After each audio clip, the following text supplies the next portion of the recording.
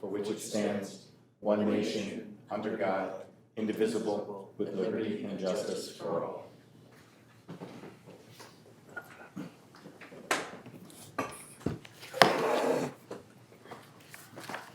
Good evening, everyone. Welcome.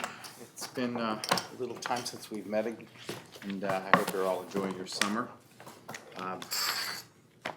What I'd like to do is begin our meeting, as we always do, with our guest and audience comments. Do you have anything to say up front? No, just excited to be here. Thanks for having me. Welcome. Okay. Next, I want to make sure we approve the agenda. Any changes or additions or deletions, anything you want to do with the agenda that we should be considering? I move to approve the agenda. Okay. Second. All in favor? Aye. Okay. So moved. And let's look at the meeting minutes. We have the meeting minutes from June 10th. I hope you all had an opportunity to review them. And any questions before we make a motion to approve the minutes? Yes, sir. On bottom of page 2, under First Selectmen's Report, the second bullet down, Petticoat Landing has been paved. Traffic calming solutions are being reviewed. I don't remember the word calming. And it should say lane. Say what? Lane. Traffic lanes, okay. That's what I thought you were correcting initially. But it is traffic calming that there were, You do call it calming? how do you slow people down? Give them a little wow, a little hollow or something to, and the issue was that it tends to be a straightaway and it's fast. It's the question of how you slow traffic down and make it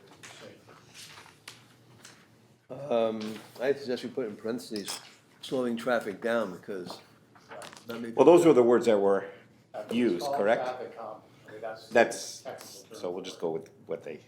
Okay, if somebody asks, I'll tell them. Thank you. Okay. Do we have a motion to accept the minutes as amended? So moved. Second? Aye. Discussion. All in favor? Aye. Okay, let's move that forward. Next item on the agenda, we start with our memo from Bloom Shapiro regarding the annual audit.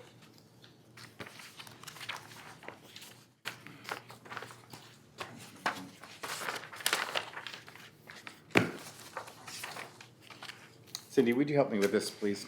The letter, this is just letting you know what they're required to do, and then the part that really impacts us is the back several pages about what the finance office in both the town and Board of Ed have to complete in the timeline in which we have to complete all these reports and schedules for the auditors. And they arrived today, so that's why you see a lot of things due today.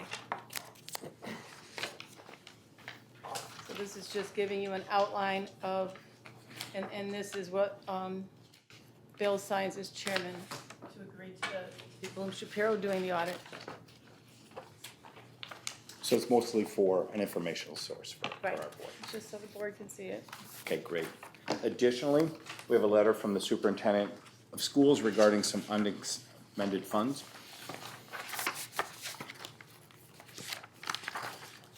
And as you see, there was $3,056.45 remaining after they paid out all their expenses, and they want to transfer that over to the capital reserve fund upon completion of the annual audit.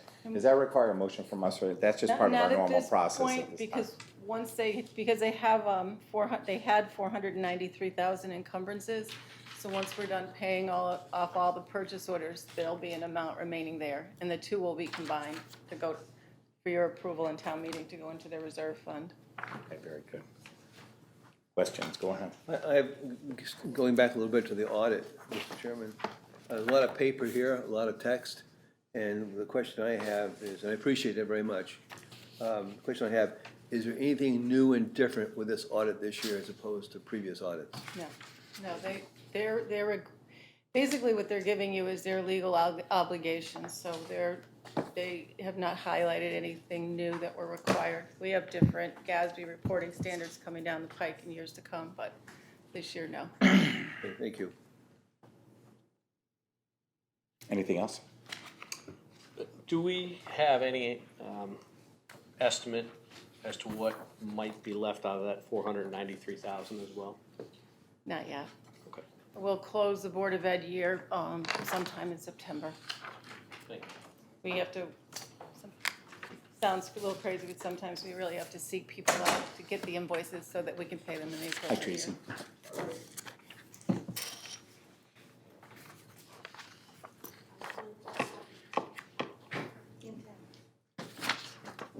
Any other questions? Must be the music on the river. Moving forward, we're going to go to the chairman's report. We'll start with the tax collector for June. You have a copy of that.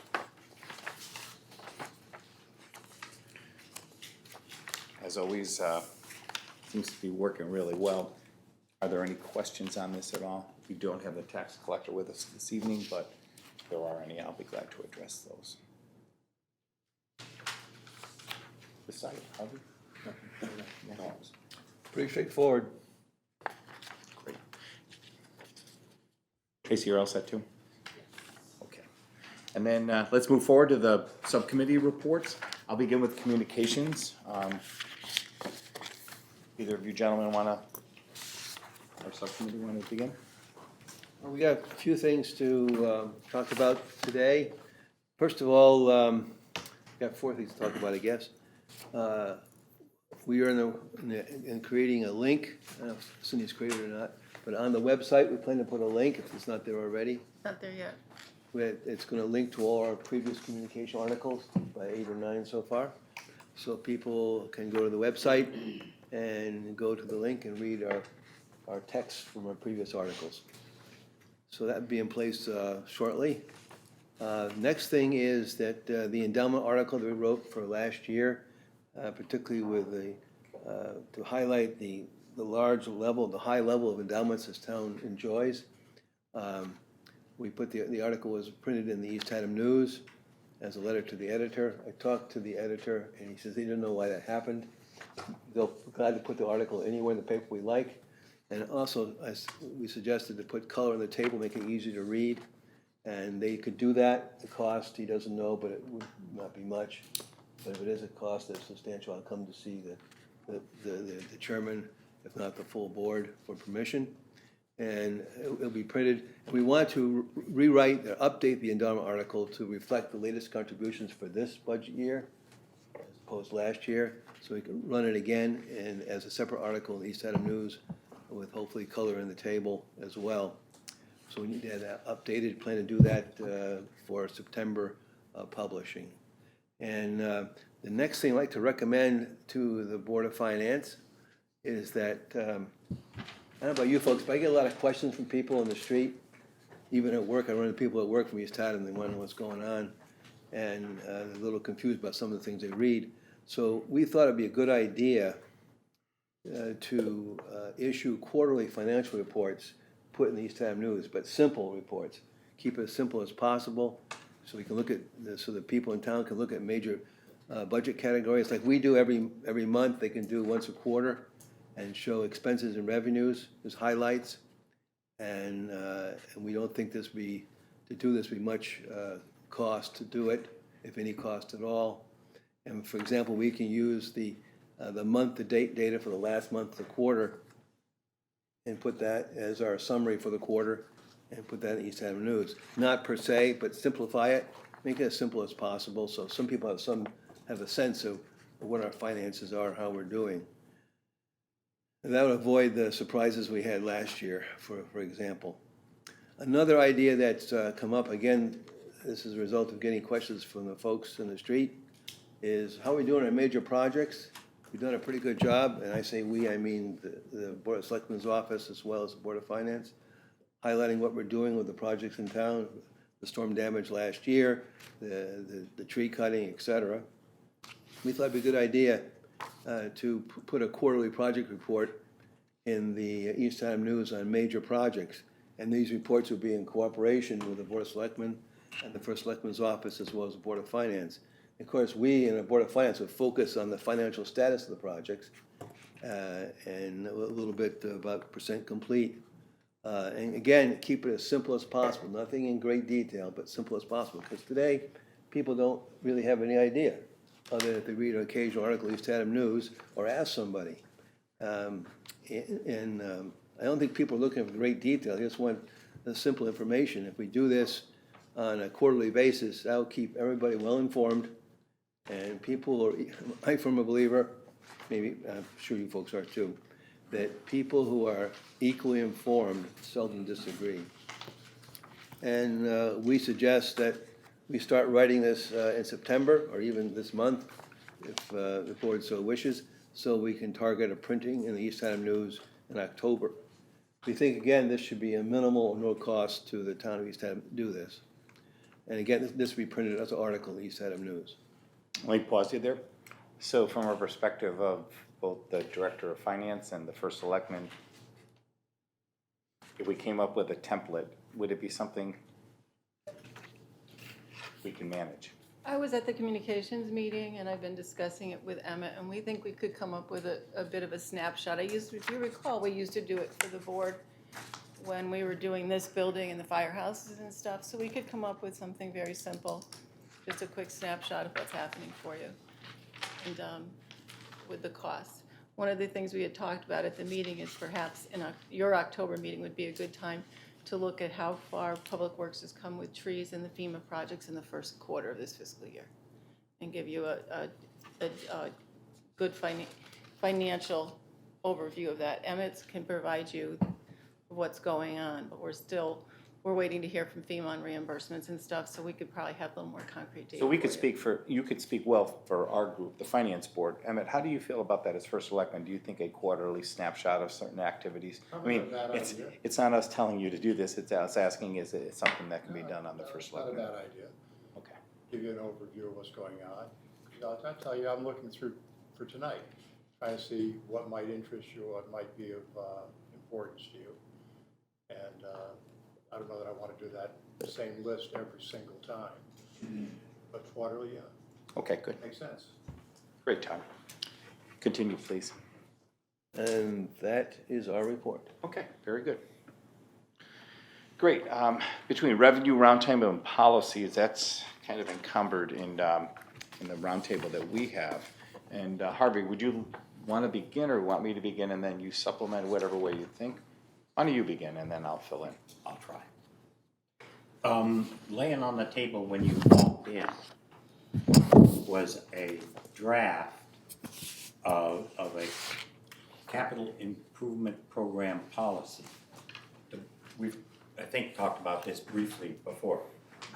The idea is that we have a list of capital projects that is updated, but it's kind of a rough cut list. And the thought here is to bring more discipline, I guess might be the right word, Or process. to planning for capital projects. And so we have, looking at this document, we have now and hope to have in the future an improved capital improvement plan, and that feeds into which is a document that's refreshed annually in the view of this policy, refreshed annually, and feeds into the capital budget, which ultimately feeds into the operating budget. So if you look at the little flow chart at the bottom, I think this is maybe the easiest way to get a snapshot of what we're suggesting. The process would begin with identifying new capital requests and a process for evaluating those. In the second line down, we should also, in the view of this policy, look at existing things that are on the existing capital plan and review whether we still have this, whether the data is up to date, and they should also be reviewed. And then, Harvey, may I add to that? yes, certainly. One of the things I think is very important about this is the relationship of the Financial Needs Roundtable. In the past, it was sort of it happened and then got turned off for a little while, and it's been reconstituted. Our view is that this is a dynamic board, a group that's a subcommittee of the selectmen's, of all the selectmen. And each year, the Financial Needs Roundtable will get together and review capital. So rather than waiting 10 years, we do it every single year. So the reason for looking at new categories, I'm looking at updating other categories, is because we're going to be constantly making this a dynamic list. Please continue. Having identified and sort of evaluated on the surface various capital items, the next step is this box called prioritization matrix. So to get a grip on what that means, if you look at page 2, there's a box in the middle of the page, and the idea is that the Financial Needs Roundtable would look at a particular item and give it a sort of a rating. So is it something that's needed to meet legal compliance or regulatory mandates?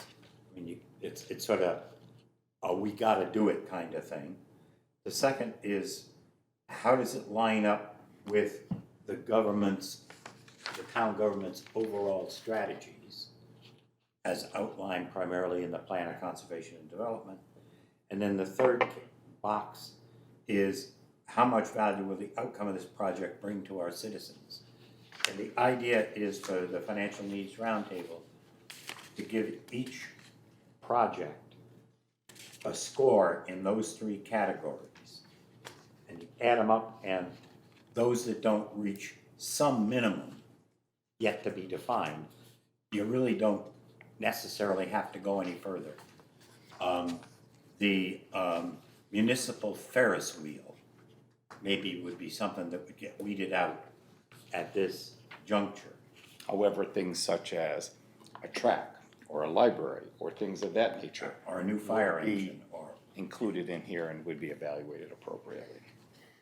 but that only gets you sort of a first cut. And so if you turn to page 3, there's the suggestion is that the Financial Needs Roundtable look at each of the projects in front of them and discuss among themselves sort of yes or no in these 11 categories. And you can read them, but for example, does the particular request address a hazard to public safety? A track doesn't. A new bridge perhaps would. And a couple of them that we talked about a bit in the subcommittee is we should give some weight, it seemed to us, to capital spending that is done in order to generate future revenues.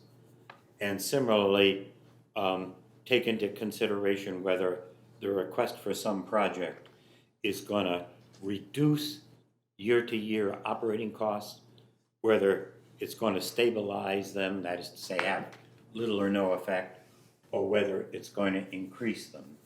So, I don't know, putting in a track is going to come with some small amount of maintenance and so on, right? And the idea here is that these are yes or no questions. These 11 questions are yes or no questions. And then you take the score that the project got on page 2 and you multiply it across by these factors, add up the sum, and you know where you're at. This project gets a score of 28, this other project gets a score of 12. And so that gives you some way of prioritizing projects and requests. And also, the hope is that by going through a sort of a structured set of questions, that projects will get evaluated more, or let me put, evaluated less subjectively, and it won't always be that the squeaky wheel gets the grease when there's another project sitting there that has a bigger impact on public health and safety, or is gonna save us money or whatever. And then the result of that ranking, the Financial Needs Roundtable would, so to speak, update the capital improvement plan and then ship their recommendations off to the Board of Selectmen, Board of Ed, and the Board of Finance. And based on their review and recommendations, projects will or will not end up in that year's capital budget. Is that, I pause now and ask what I always ask. Did I make it? Before you complete, I want to highlight a couple of comments to supplement your observation there. So the end result would be a list of projects in a priority ranking. Doesn't mean we could do them all at once, but a process has been developed to decide which project should be brought to the forefront based on the steps that we put together. After those are presented to the Board of Selectmen and Board of Finance and Board of Ed, then we have to also, and this is keeping in mind with what they're looking at, we have to create the funding sources and look which ways they can be done. Now, there's a number of ways you can fund it. You can borrow money, you could budget for it, or you could take it out of operational income. Those discussions would occur because the representatives of the Financial Needs Roundtable include 2 members of this Board of Finance. So the idea would be, okay, you want to build that new library, but you can't afford a $50 million library. A budget of this number might be reasonable, and then you can kind of work through that before the recommendations are presented to the Board of Selectmen. So it's a process-driven thing. Number 2 on this is a draft. We went through, we war gamed it out, we haggled it out, we played a lot of scenarios to see if it worked. We took ideas from different cities around the country, and then we really got into the weeds on this. This is a draft, as you notice. Our intent is to deliver this to the Financial Needs Roundtable in their September meeting, if there is one scheduled, but we hope to have one soon. And their next meeting is what I meant to say. So our intent is to deliver it to them then. We present it to you this evening because we're interested in your feedback. We're interested in hearing more about your thoughts on this. And if you read through it and say, hey, you know what? I don't know if I agree with this aspect of it, we're all ears. We really want to hear it, because if you look at the process we've developed, we're not screening out any ideas. When someone has an idea of doing something, they bring it to the Financial Needs Roundtable. There's not a bad idea. There's just a process to determine which ideas we can afford and which we will do. And you have to priority rank them and then decide what we can afford and can't afford. And one of the things that we've done in the past, and this approach contemplates continuing to do, is we identify something that ranks high, it's a need, it's something that we think we collectively, Board of Selectmen, Board of Finance, Board of Ed, Financial Needs Roundtable, think this ought to be done, but it's a $50 million hit. Well, we can't do it now, but if we know that that's something we want to do, we can develop the capital improvement plan, sort of what we do now, and say, okay, we're going to start building up the kitty for this over the next 5-10 years, and by golly, long after I'm dead, we'll have that Ferris wheel.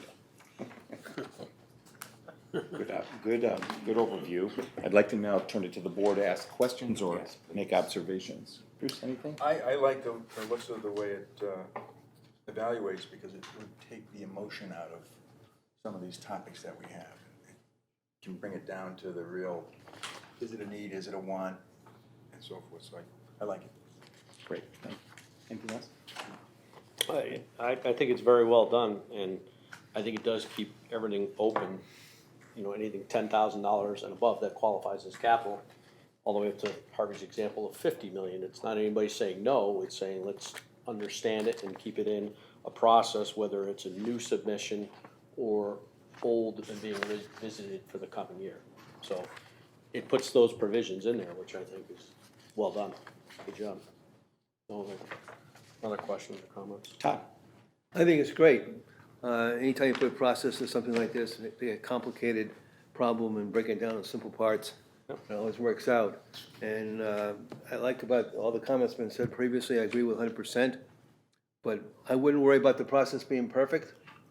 You're gonna try it, you're gonna exercise it, we'll make some changes as we go along. To your point, I agree 100%. And this, and along with the other policies we've done, are scheduled for annual reviews, so that if we could go back, we should be able to clear them. We just want to move forward. Right. Tracy, any thoughts? A couple things. On the first page, capital budget spending authorization for capital items that cost at least 10,000 and have useful life within the next 5 years. How many of those things pop up outside of the budget process? It has to be, like an emergency situation or something like that. We do have situations of that nature that occur, and that's part of the reason why we have maintenance funds. So if it was something that, a furnace or something that went, that you're not gonna be able to take it through the two boards to a town meeting, et cetera, et cetera. That's why we do have maintenance fund items. Okay.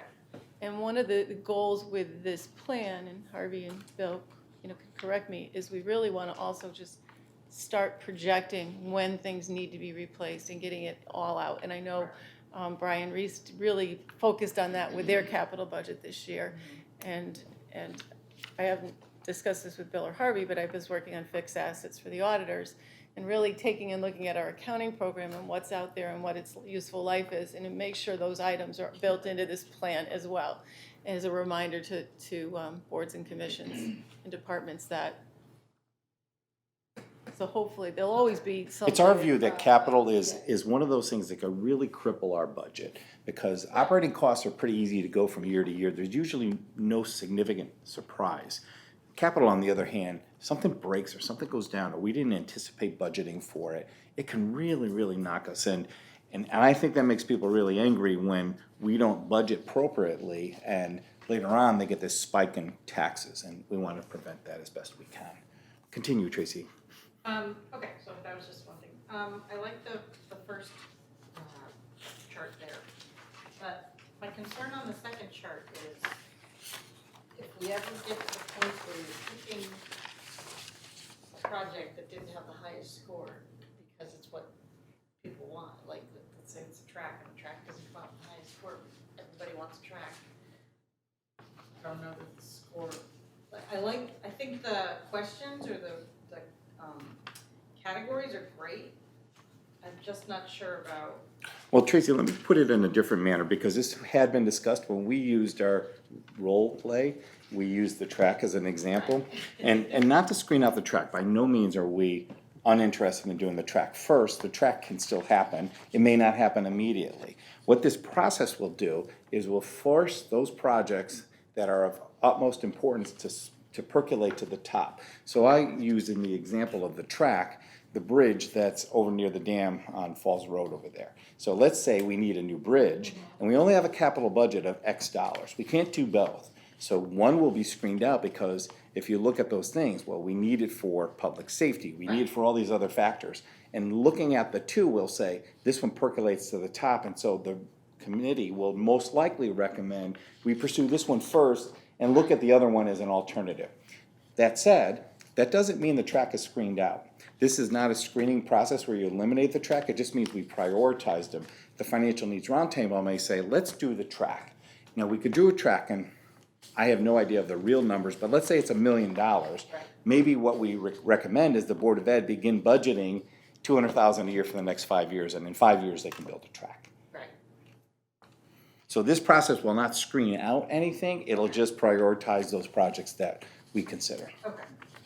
And to build on what Bill had said, we put up a spreadsheet and we plugged different projects, and it really worked, it really worked. And at least those Tried a people that are in variety of support of the project, and again, we're using the track, we're not saying by any means we're screening that out. But for that example, it's not a no, it's only a discussion point saying that let's do these other items first, because we only have limited means. We can't just go out and just continue to raise taxes, we just want to make sure that we are reasonable in the projects that we did.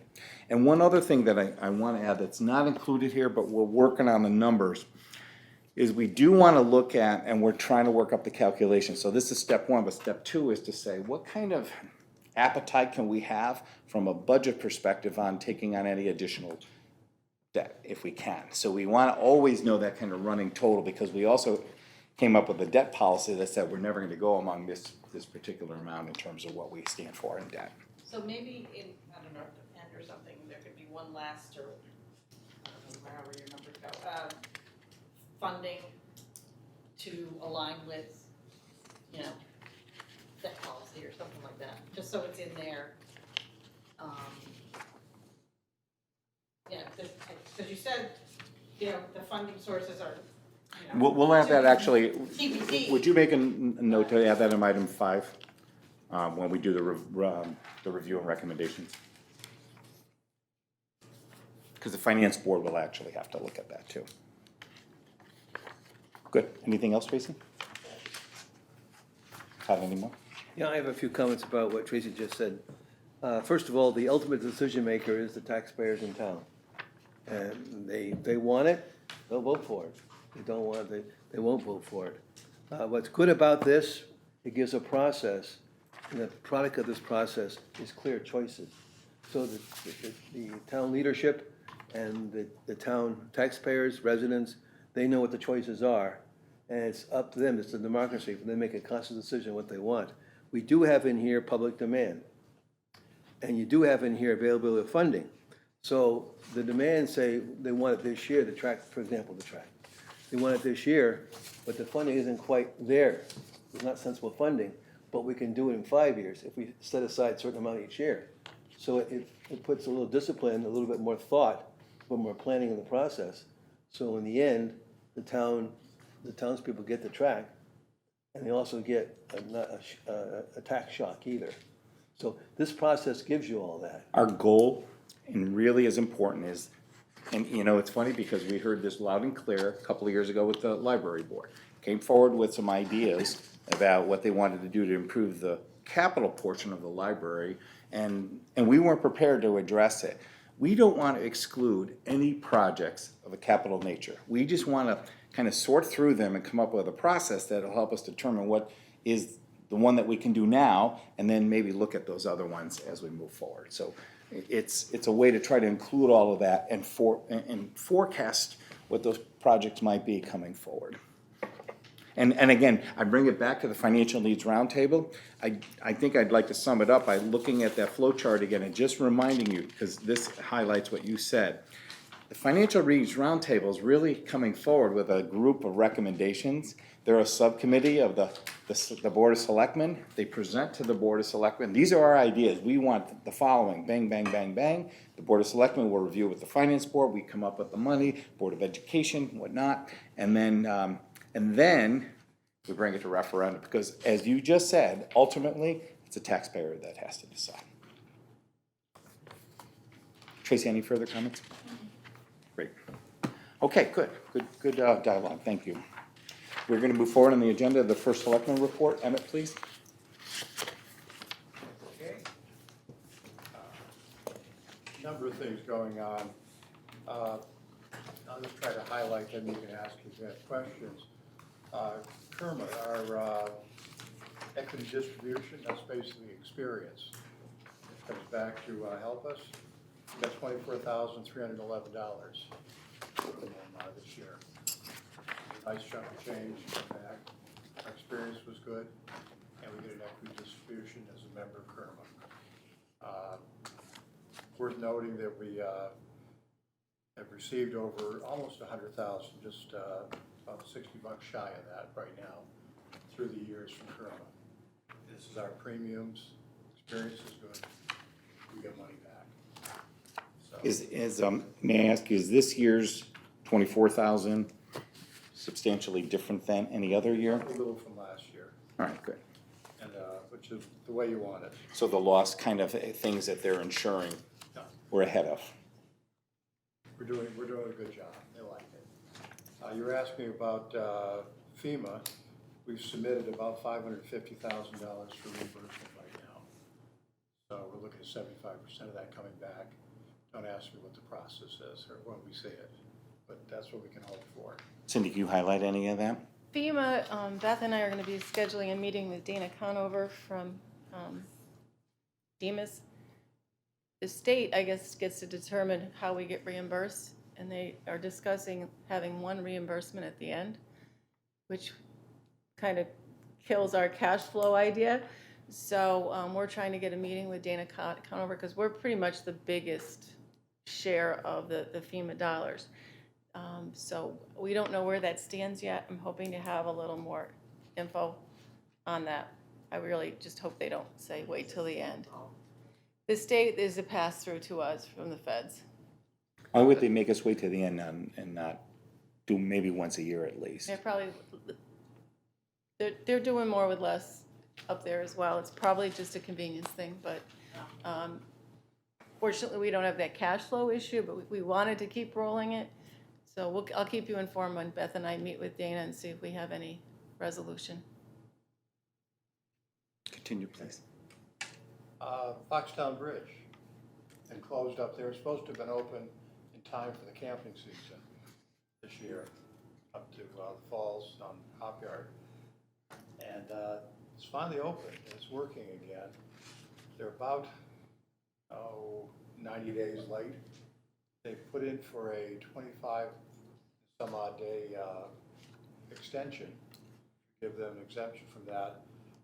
But talking to Beth, they're likely to be paying some pretty substantial penalties on a day-to-day basis for the remaining 60 days. Not a good contract for them at all. It wasn't really for us. The biggest problem initially was that their load ratings for the arches that go to support the bridge were miscalculated. Materials were delivered, ready to go in, all supposed to be operational before June, and there was no way they were going to get it to work. They're just wrapping it up now. Beg my pardon, who did the calculations for the load ratings? They did. They, Schultz handled it actually through an agency that they work with. will they take on liability for any extra cost that we incur? I don't. They have to pay damages to us. So if we're getting assessed a fee because we're late by X number of days, No, they are being assessed a fee. They're being assessed a fee. It's a liquidated damages, right? And right now, they're trying to get a waiver, the vendor's trying to get a waiver at the state. But they could end up paying us liquidated damages for their delay. They're going to be substantial. but financially speaking, we're not in any trouble with this. Not at all. We Just could, the lack of use of an we important. could come out ahead depending on what the liquidated damages are. All right, good. And if the state grants them an additional timeline, then some of those liquidated damages could go away, but they are built into the contract. Yeah. What I'm hearing is they may get 25 days, but that's not much by comparison to the 90 that they're late. I got it. So the liquidated damages are going to be substantial. Not a good contract for them, as they say. We're moving forward with the SRO plan. We have 4 applicants, 1 qualified, and it's a preliminary qualification. They have to continue with drug testing and various other qualifications, financial qualifications, checking into it. We anticipate a final interview August 15th. Probably will hire at that point, assuming that this one qualified individual does go that far. And then we'll be posting for the SRO position. We'll be putting together a committee, which will probably involve the superintendent, myself, and a few other select individuals. And we'll be looking to our existing police force, which will then be 5 members, looking for volunteers, applicants for that position, and then making a selection from those applicants. Very good. Haddam Village Revitalization Commission, RFP is being finalized right now, and we met with Jeff Riley and his wife, Ms. Wilson, get it right, and looked at their schedule, and their schedule had changed when they anticipated we were going to reissue the RFQ. And when we made the decision not to, all of a sudden, they had made plans that got in the way. So we reworked the schedule. It's going to take out to about May 20th for the final RFP to be the submission, and then going to town meeting on that and voting to determine whether or not we like the idea. But the schedule that we've come up with works well for them, works well for the town. It gives them the necessary time to put the program together. So that's coming along very nicely. We are looking to issue that RFP September 19th. Hopefully that'll happen. Just kind of a little warning of something coming. We use Everbridge right now. We use it extensively. That's our emergency alert system. We can draw a line in the town and say everybody within this line gets a phone call alerting them to a problem. We can use it when the bridge is closed. It's difficult because we don't get noticed in a timely fashion. But just lost it. In any case, we get our Everbridge through Chatham Health, and they basically get the monies for it from the state. And the state has contacted us and said those monies can no longer be used for emergency notification. And that if Chatham wants to continue to provide that service to their members, they're going to have to fund it with their own monies. And they're starting to look at that in terms of what it costs. We put quite an argument last year, got them to continue, and it's going to continue through next July. So it's not immediate, but the chances are very good that they're going to be looking to go with a EEOCI, EOC, a less expensive, similar organization. Talking to our emergency management people, we really like the Everbridge. Board of Ed uses it extensively, town uses it extensively, and we probably use it more than any other town that's a member right now. We've really become committed to it. So if we end up having to fund it, we're probably going to have to find the money. The total cost to Chatham right now is $7,088 per year. You're getting a pretty good discount, so I'm not sure what it would cost us to remain with it. But that's going to become a question next spring. Do you think we can negotiate any reduced pricing with Chatham because it'll decrease the services? We won't go through Chatham any longer. We will go directly to Everbridge. No, my point is Chatham's providing a basket of services that they won't be providing any longer. Can they lower some of their cost as a result of that? That offsets it. Part all up for grabs next spring. Gotcha. And it's way out in the future right now. I just Remember want you that. to be aware of it, that it is potentially an issue. And if that money did, let's say the town did it, that would probably fall under emergency management, public safety? Yeah. Yes, and we used to budget for Alertus under the Board of Ed budget, and we stopped, so we've saved substantially over the years. It's been about 6 or 7 years we haven't had to pay for Alertus because of Everbridge. So we did use to spend money for the system, a different system. We'll just need to remember that when we come to our budget process later on. Thank you, Emmett. Anything else? Oh, I got a couple others. Public Works, the transfer station. We're negotiating with Willimantic for a new contract on that. And the original contract, when you go back to 2005, seemed to run into June. In June, somewhere in June, it was renewed. And we've been making the assumption, and Willimantic has also, and it's been renewed through the years. There's actually 4 contracts in effect right now, that they're always been renewed in June. And what they want to do is go to a single contract that encompasses everything, and they created that. And we're looking at it, we went back and started looking carefully at what had happened, and the way it was being renewed was just kind of single sheet, a renewal sheet every year. And very often it was delayed in terms of taking place. And upon very close examination, we found that our renewal was not back in June, it's October 1st, for 3 of the contracts, the bulky waste, the municipal solid waste, and the hauling. Recycling contract actually runs through the end of February, renews on March 1st. And the existing contract that we now have does run through February 28th, and will be renewed next spring. All of a sudden, that's real nice. The new contract is going to call for us paying $30 a ton to get rid of recyclables. We're going to continue to receive $5 a ton to us through the end of February. So that's a little shot in the arm that's very nice to have this year. And the slightly lower prices for the other services are going to continue through October 1st. And we're right now going back and recovering some of the extra monies we've been paying since June. Everyone, Willie and Haddam, operated under the assumption that it was all renewed in June.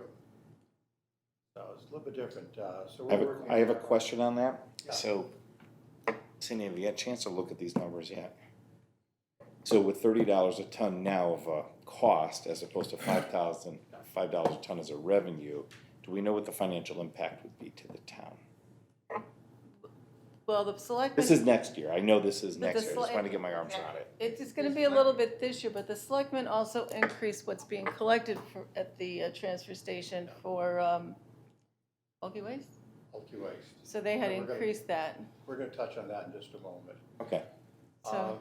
We went out and we looked for the contract purposes at Calamari, Dainty, Mira, and Willimantic Waste, and wanted numbers from all of them. Municipal solid waste, Calamari doesn't take it.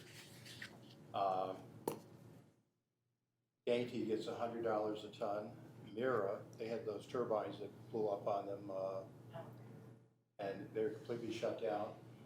They're still recovering. They're going for $83 a ton. Willimantic waste is $75 a ton. Municipal solid waste. Bulky waste, Calamari will take it at $95 a ton. Dainty will take it at $125. Mira does not accept it. Single stream recycling. How much is romantic for that? Oh, I'm sorry, $75 a ton. Oh, okay. They're ahead of the game twice now. Single stream recycling. Calamari will not take it. Dainty charges $56 a ton. Mira does not accept it. Willimantic charges $30. You can see consistently. Calamari for the hauling, they want $175 a trip. Dainty wants $295. Mira won't do it. And Willimantic waste is $165. Once again, ahead of the game across the board. So we're probably going to wind up with them. There were questions raised about the cost. What happens with recycling down the road? Where's it going? And right now, the Chinese national sword policy says we don't want it. You know, just keep it. We're not taking it anymore. And that's what's backed up the whole system and fouled it up. I called up Chris Nelson, who heads up the environmental side, the disposal side of the deep up in Hartford, and spent quite a bit of time talking to him about it. And the question was, where's it going? What's going to happen in the future? What are we looking at? And, you know, is all of a sudden recyclables going to become desirable again? And why aren't they in China anymore? His comment was he thought that maybe the Chinese had reached a point where they generated enough recyclable material they didn't need ours. And he said what's probably going to happen here in America is that we're going to actually develop our own processing plants to take recyclable material and convert it into something useful, plastics into little pellets. You send it. Those are going to be clean, and China would accept those because they no longer have that pollution question that they raised with them. Likewise, paper. We might very well start doing our own paper and our own glass at a higher level. And what is interesting is the Chinese are coming in and buying up plants that do that sort of thing and getting them operational again. This projection is 2 to 3 years. I asked him about the $30. I said, you know, that could be a bad deal because we're looking at a 5-year contract. And what about 4 years from now? He said, well, first of all, he said $30 is an attractive figure right now. That's a lot better than most people are paying. And he said, I don't really know where it's going. He said, I have a feeling, it's just a sense on his part, that down the road, they're going to stop this classification stuff of recyclables versus municipal solid waste versus whatever. They're just going to have a flat rate and they'll take everything. That's how your Willimantic waste or the equals are going to operate. And they're just going to set it up so they can make a profit, a reasonable profit, operating that way. A lot of different things going on here. So my question is, very good news that our contract isn't renewed on June 1st or June 30th. However, there is a huge disparity between what you offered from them and what the other places will charge us. How good is that $30 offer to us? And how soon do we maybe consider negotiating our pricing today to know we can lock in at this below market price? And first of all, we're not likely to get a price if we go for a shorter term as good as that. It'll go up if we get shorter. No, I'm not saying shorter, I want to be crystal I clear. understand what you're saying. $30 is cheaper than everybody else, and we're not going to renew for several months to all the way to February. That price could go from 30 to 110, and we may be, it's like gasoline. One day it's cheap, and the next day it's not. Yes. How soon can we lock in that price? Not quite that simple. What they're looking to do is instead of having 4 separate contracts, they want one contract.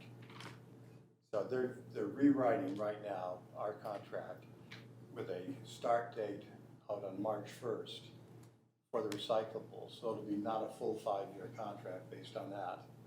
And the rest of it will all be starting on October 1st. And they're looking for that as the contract. And you'll be able to lock in those rates. And we'll lock in these rates. These are offered as of October 1st, and they will be good. All right, that really is my question. Yeah, and you know what, 3 years out, maybe 30 is gonna be a little on the high side, maybe it'll be on the low side. We don't know, but we know right now the market is doing that, and we just want to try to grab the price we can when we're coming up. Second question is, Cindy, you might need to try to do this. So we're going from positive cash flow to an expense. Is there any way to maybe help us estimate what that impact will be to our budget next year? Yes. And it doesn't have to be now, I just want to be aware of No, what that is. I'll work with Beth to do a projection for you.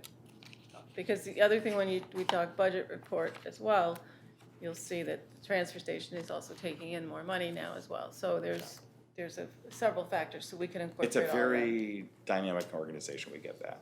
Yes. So let me just wrap up the transfer station item. One of the things we have done, and the goals were set by the committee. One was to keep people who didn't belong in there out. There were too many people, because we're free, we're showing up trying to get rid of their trash who didn't live in the town. The second was, there were an awful lot of people who were going back for the bulky waste in the back area and not paying their fair share. And the question was, why are we only getting paid for 30% of what's going back there? And we looked at, and we were going to reverse the flow on it in terms of traffic. And I was down there a month and a half ago and talking to the guys. They said, you got to look at this. You got to drive this. It's not safe. The problem you got is you have 3 guys working. They get about 40 days a year off each. That's the way it is. That's the contract. We work better than 2/3 of the time, the 2 people here. We've taken one guy and we put him in the scale, and we said everything that goes back is going to be weighed. It's coming across the scales. We're up to 60% now. And given what water does to it, and when it rains, things pick up a lot of water. The evictions that we have to pay for, we get some stuff from the school, not a great deal, but some. There are other things that are generated by the town that we don't get paid for. And at 60%, I think we're coming real close to getting everything that's going back there. Occasionally, somebody will try to blow through on the cones that you see set up. Generate two problems with it. One is people blowing through, and there's still a few that are doing it. The other is that everybody's going in over the scale and coming back out over the scale. Particularly on a Saturday, that creates a traffic problem. And it also creates damage to the scales themselves, all that traffic, and they degrade more quickly and they need more maintenance. And what has been asked, Beth came to me and said, if we had a gate down below instead of cones, that the guy who's in the scale house, and there's somebody there all day, every day, could operate when he sees a load that's not gonna have to be charged, doesn't have to be weighed in and out, just let him go through. When he does see somebody that comes up there and he says, no, we're not gonna charge you for that, just take it back and dump it as metal, you don't have to pay for that. You can let them out without having them come back over the scales. So what they're looking for is a gate, mechanical one, controlled by the guy in the scale house. They feel that it's worthwhile from the standpoint of the wear and tear, and actually, we're gonna get a little bit more revenue, not a lot, but a little bit more. And it's about $9,000. It's really not in their budget, and I'm here to propose that to you. So, let Beth go ahead with that. I think it's a pretty good idea. So, that kind of wraps up the transfer station. A little longer than perhaps you needed or wanted, but a lot of information there. And something to think about, that $9,000 additional to put that arm in. And I've got Beth working up proper numbers for it, so we can do that. Another one that we've been doing, we received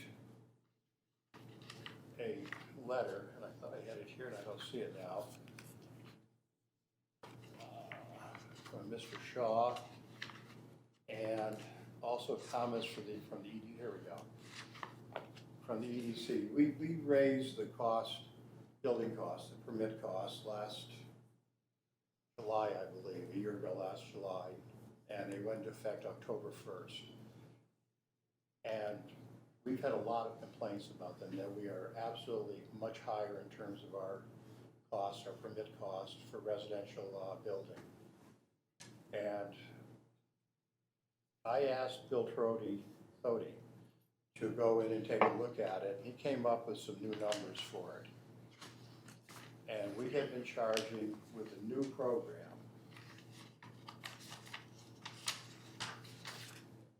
right, for new dwellings, $150 a square foot for the first floor, $100 a square foot for the second floor for the permit. His recommendation, he looked around, he said, you know, the numbers that we've got here are probably appropriate to Guilford, to Madison, shoreline communities. Cost of housing a lot higher, land is a lot higher. That they really don't reflect what we are up here.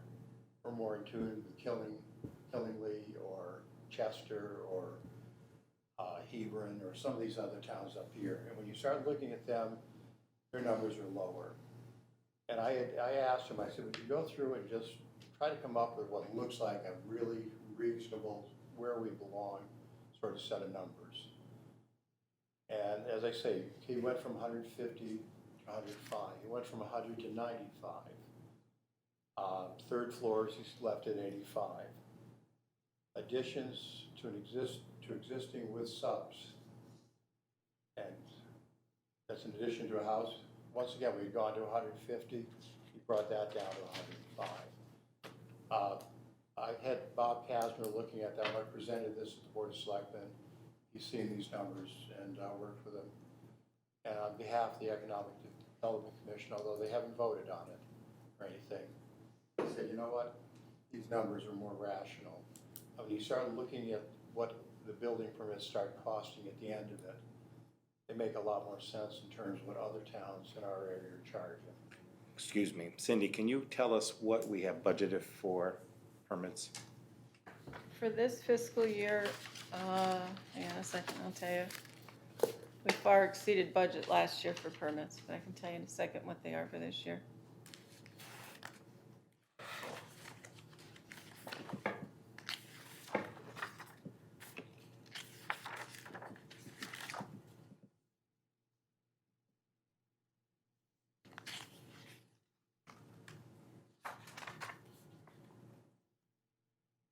We've budgeted for 1920, 135,000, and in 1819, we took in 177,000. So we're budgeting, for our budget that we approved, 120, you said? 135,000. 130? So we might, what we're looking at as an impact to our budget, if those numbers are less. It won't, we, Well, those numbers seem to come down about 25%, Oh, right? no, this isn't across the board, this is just new construction. Did you have that number, what you estimate the new construction portion would be? I have not estimated it based on last year's building permits, but last year the fees, as Emmett indicated, went into effect in October, and we collected 56,000, almost 57,000 more than budget. So this year we raised the budget 15,000. So I'm not concerned about an impact to the budget, but what we can do once we finalize, you know, I'm in year end and we're finalizing. Once I look at what the new construction is, Bill and I can work to do a comparison of last year with the. I want to just see what the impact proposed is. fees. So I understand what you're saying, and I personally am not disputing that. I just want to know for the board what that impact was in dollars. Now, I asked Bill about that, I said, what's the likely impact from this? He said, doing about 8 or 9, maybe even 10, if it starts getting hot, new houses. He thought the impact would probably be between $7,000 and $8,000. Now, without actually sitting down and working it out, he's got a pretty good sense of what's going on. All right.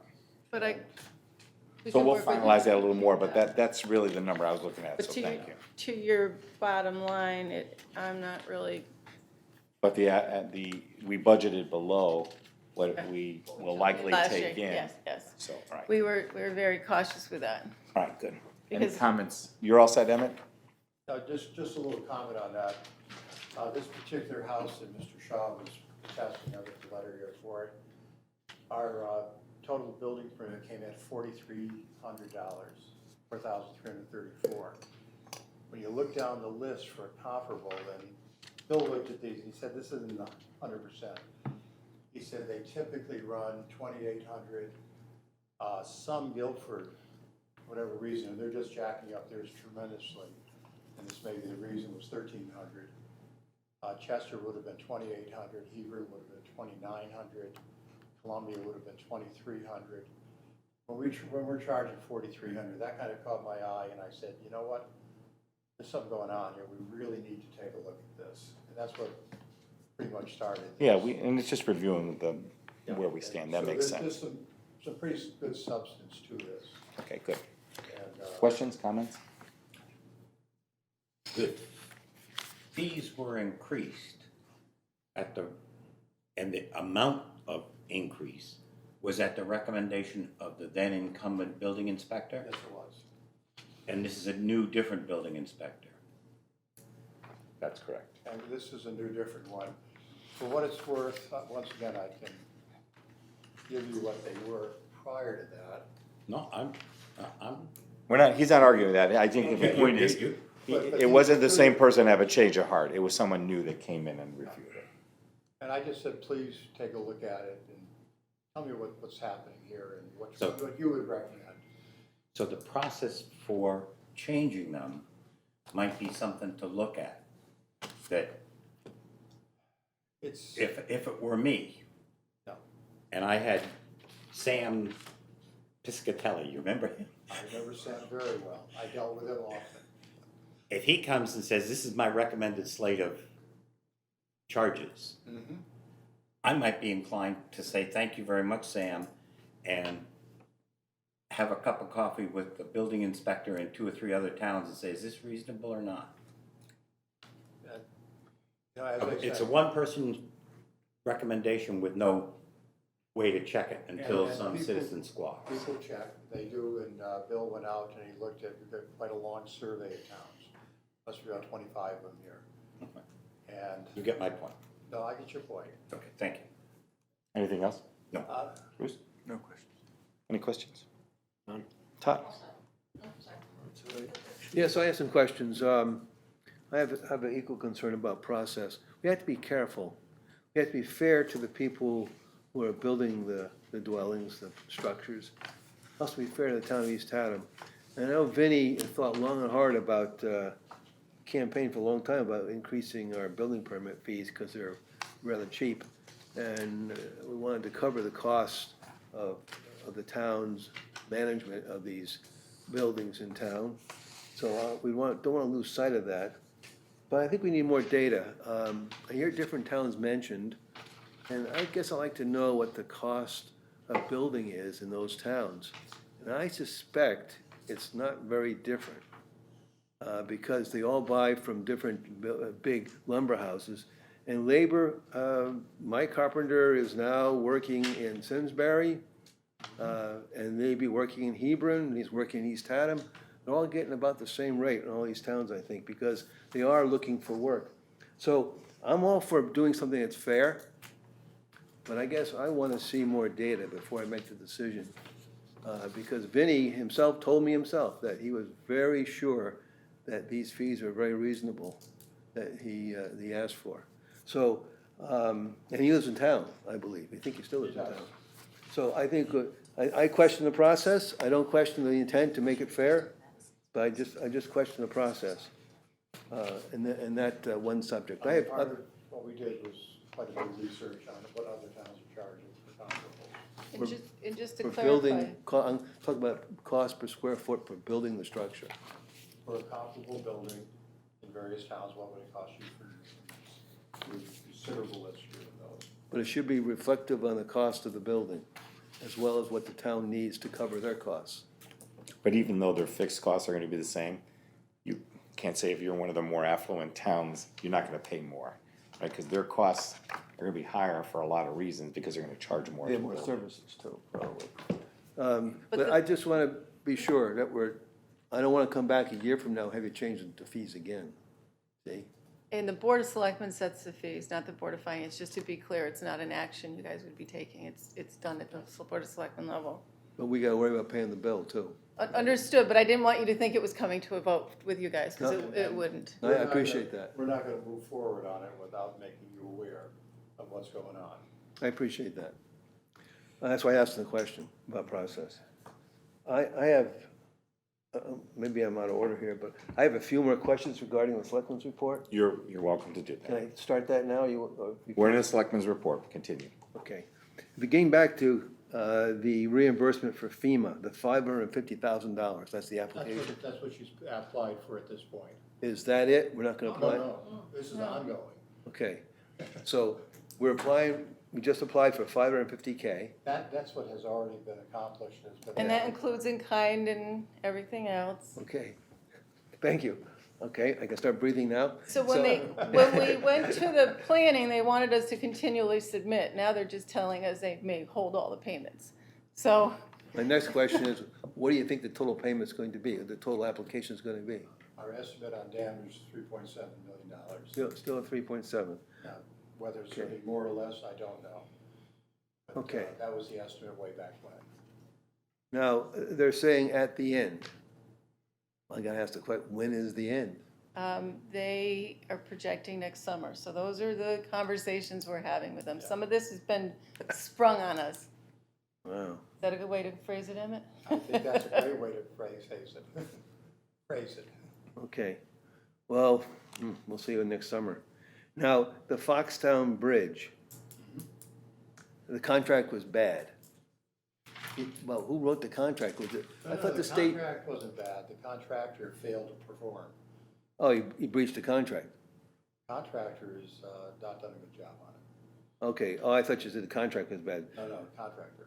Okay, so bad calculations, bad calculations, so you gotta do some rework, get some new material, extra cost, overtime, blah, blah, blah.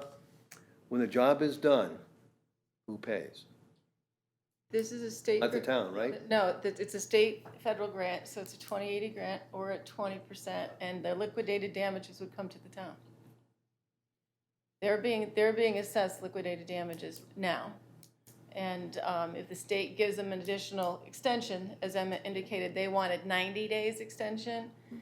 That's not likely the state will give them a full 90. So there will be liquidated damages assessed against them that will be made payable to the town. Well, well, I can't speak for the contractor, but I can only speculate that if he's that much in the hole, he may end up broke. He's gonna walk away from the job. Then who finishes the job? Who pays to finish the He's job? finishing the job. So it's bonded? Everything's, yes. Okay, thank you. Can I just have a question based on that? So does that show up anywhere, like, is that a public record kind of thing, so that the next time somebody wants to hire this guy, it shows up, or those things not? If it's in a state grant, I'm gonna pick my words carefully, we've had a really bad vendor. You all remember making the $300,000 appropriations, and we were required to take that vendor. So we can all know about them, but when we are taking grant monies, we can't always pick who we want. State dictates what we're gonna do. But is there some, I don't know, clearing, like, you know what I mean? Like, We do. does it show up on a report anywhere when you Google these guys, or? This it was, public this is a record? reputable contractor that, Is it public record then? good question. Um, I know the other firm, and I want to pick my words. I know there's an attorney named John Bennett who's made a lot of money representing towns all in Middlesex County against this one vendor. We don't, But see, I want to point out that the advantage of being a member of the Connecticut Conference of Municipality is the dialogues that you have with other people that are in the role, and you just talk about these projects, and there's may not be a list, but there's discussion. Right, okay, all right, Todd, Yeah, more? just curious. a few more. The SRO position, you've got 4 applicants, and you're going to pick a final interview August 15th, that's this week, August 15th this week. So you hire that police officer, well, you have 5, but then you're gonna post for the SRO position itself. What if you get nobody that applies for the posting? The agreement that we have says very good, that new position goes away and that new hire disappears. It's contingent.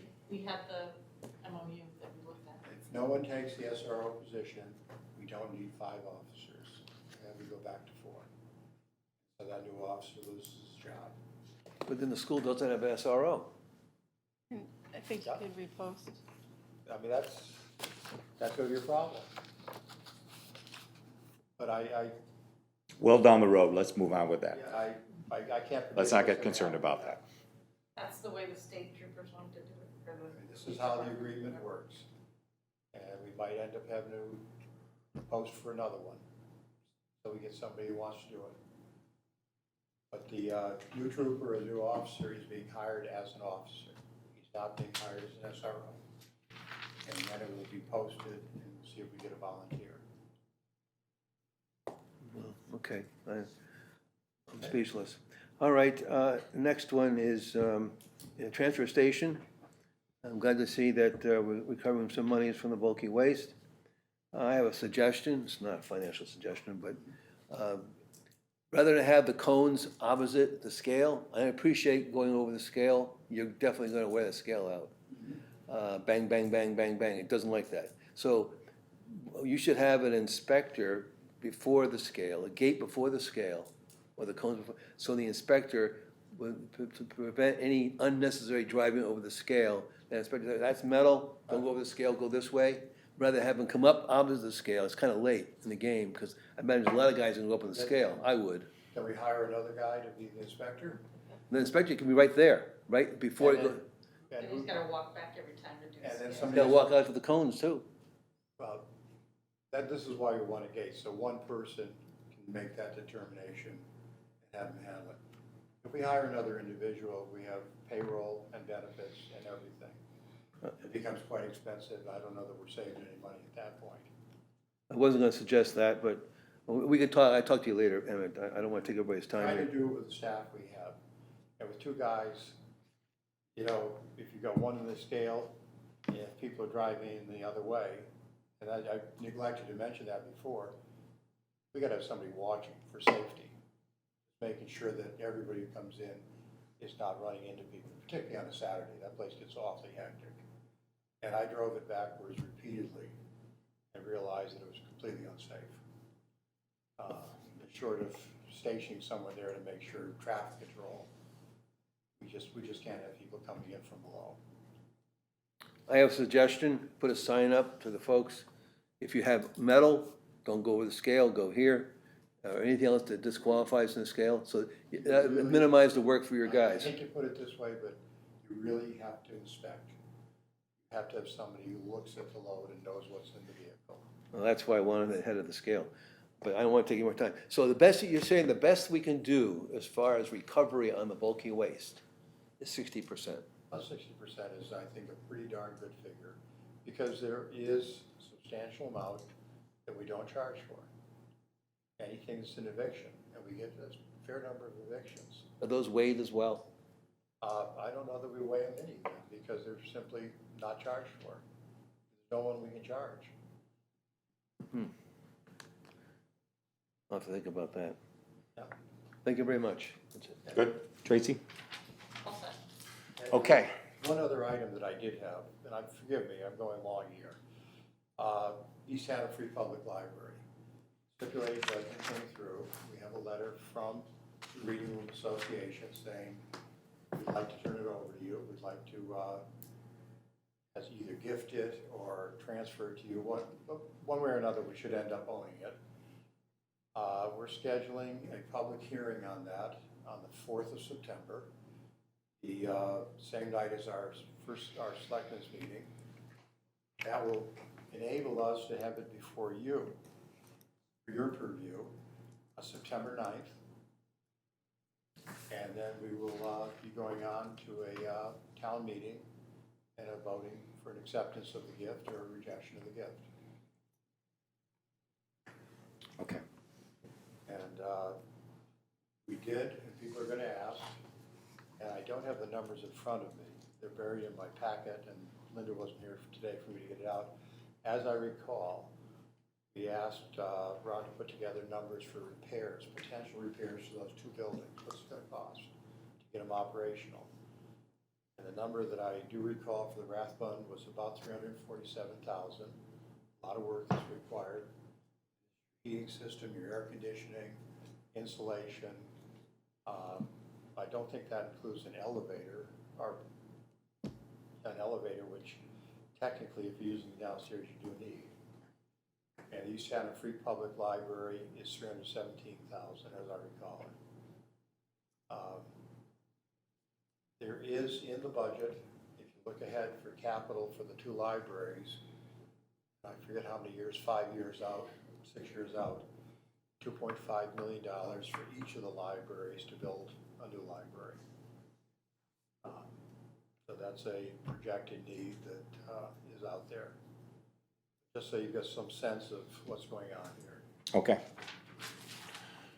Good. Let's move forward. Finance Director's report. Cindy? You have a preliminary June 30 report. It will change. I've already received some additional revenues, but I can just walk you through the report very quickly. Our expenditures were under budget and our revenue is slightly exceeding budget. So that's where we want to be. Not like we were last year, but nonetheless. Key areas where we were over budget, general highways is 99,000 over budget, 90,000 of that is tree work. Transfer station is 88,000 over budget, and then that's the hauling piece. We were anticipating that. The libraries are 15,000 over budget. Most of that is labor, and if you recall during the budget season, we did increase labor at the libraries to try to reflect what's occurring. One of the things when the assistant library director position was reduced, or eliminated rather, Michael was encouraged to use a few more part-timers hours to cover when he needed. So I think that's part of the impact. We'll monitor it carefully. I think you'll be in a little better shape this year Town greens over budget is, that budget was increased for next year as well, for the maintenance of these equipments, et cetera. We keep adding equipment. One thing you'll see in the expense budget is I've removed the storm expenditures out of this budget and moved it to capital, because that's where the money's gonna flow in and out. So that, those monies are moved into the capital budget. It's not on the draft budget you have there yet, but it's now flowing through capital, and I will keep you informed as funds are received. The tax collector of revenue, collection of revenue, she's over budget, and that is due to tax refunds. And fringe benefits is slightly over budget because we had more people come on insurance last year than we had budgeted for. In revenue, if you go to page 3, you can see Denise collected 80,000 more in property taxes than what was budgeted. The real key item in the tax collection is to look at suspense. Now that she's instituted that collection firm, we budgeted 1,200 in suspense and we collected 25,000. So, and she wants to caution that it's a good big pop because they went after all these accounts, but it's not going to happen every year. She doesn't want everyone to think that it's a constant flow. Chester, we received additional money, so that's going to increase. We've been working with Chester on the agreement. I want to caution you all, the revenue is down. One of the things that was budgeted for when we were billing for the assessor is that she had a 2-person insurance plan, and she doesn't. So while our revenue is down, our expenditures were down as well. So there's an offset there. Interest income is greater than budget, and that's largely attributed to the short-term notes we've been carrying for the projects. Building department fees were $56,765 more than we budgeted. We're doing better on cell tower rents. To call your attention to the top of page 4, we had received $1,000 in ambulance association money. That's for when our Kate guys are leaving. I received another check for $1,050, so for year to date, that number is going to be amended to $2,050 for last year for the times our firefighters, EMTs had to leave the town together. Legal, we did very well this year. Legal is $28,000 under budget. So this year we spent just shy of $35,000, but if you look to last year, it was $92,000. I'm sorry, can we go back to police special duty on the revenue? Yes. Can't So police. be exactly 25. So police special duty, you created a special revenue fund, and we had budgeted some in revenue, and we had budgeted some expense. So what I did was just take and apply a flat $25,000 in labor and a flat $25,000 in revenue, and the rest went into their special revenue fund. Okay. And this special revenue fund at year end had about a $5,700 balance, but I just got some money from the state. So that's going to increase by about $7,000-8,000. It hasn't, again, so this is preliminary. Monies keep coming in, and we're updating the schedules. And then you have the capital schedules. These will be updated as well because I've been receiving monies, and there's different entries we have to make for year end. Overall, given some of the issues that you're facing, to be $100,000 under budget in expenditures, almost $120,000 is a good place to be. And then revenues, it shows $1,800. That's going to go up by about $6,000. What I'd like you to do, Cindy, is move on to your next item, and then I'll go around the board and they can Okay. talk with you on that. So real quick, it's annual report time, and while preparing the annual report can be fun, back in the day, and Deb and I had talked about legal requirements, and we spoke with our town council. When we produced this enormous annual report, it was relevant because you didn't have the data available to you on the website. And now everybody can go to the website for everything. This is East Hampton's, and we copied their Citizens Guide to the Budget. They do a snapshot more programmatically, and it contains some really good statistical data, but it's not It's not 50, 60 pages depending on the year. And quite frankly, trying to get people's annual reports, I feel like a bill collector.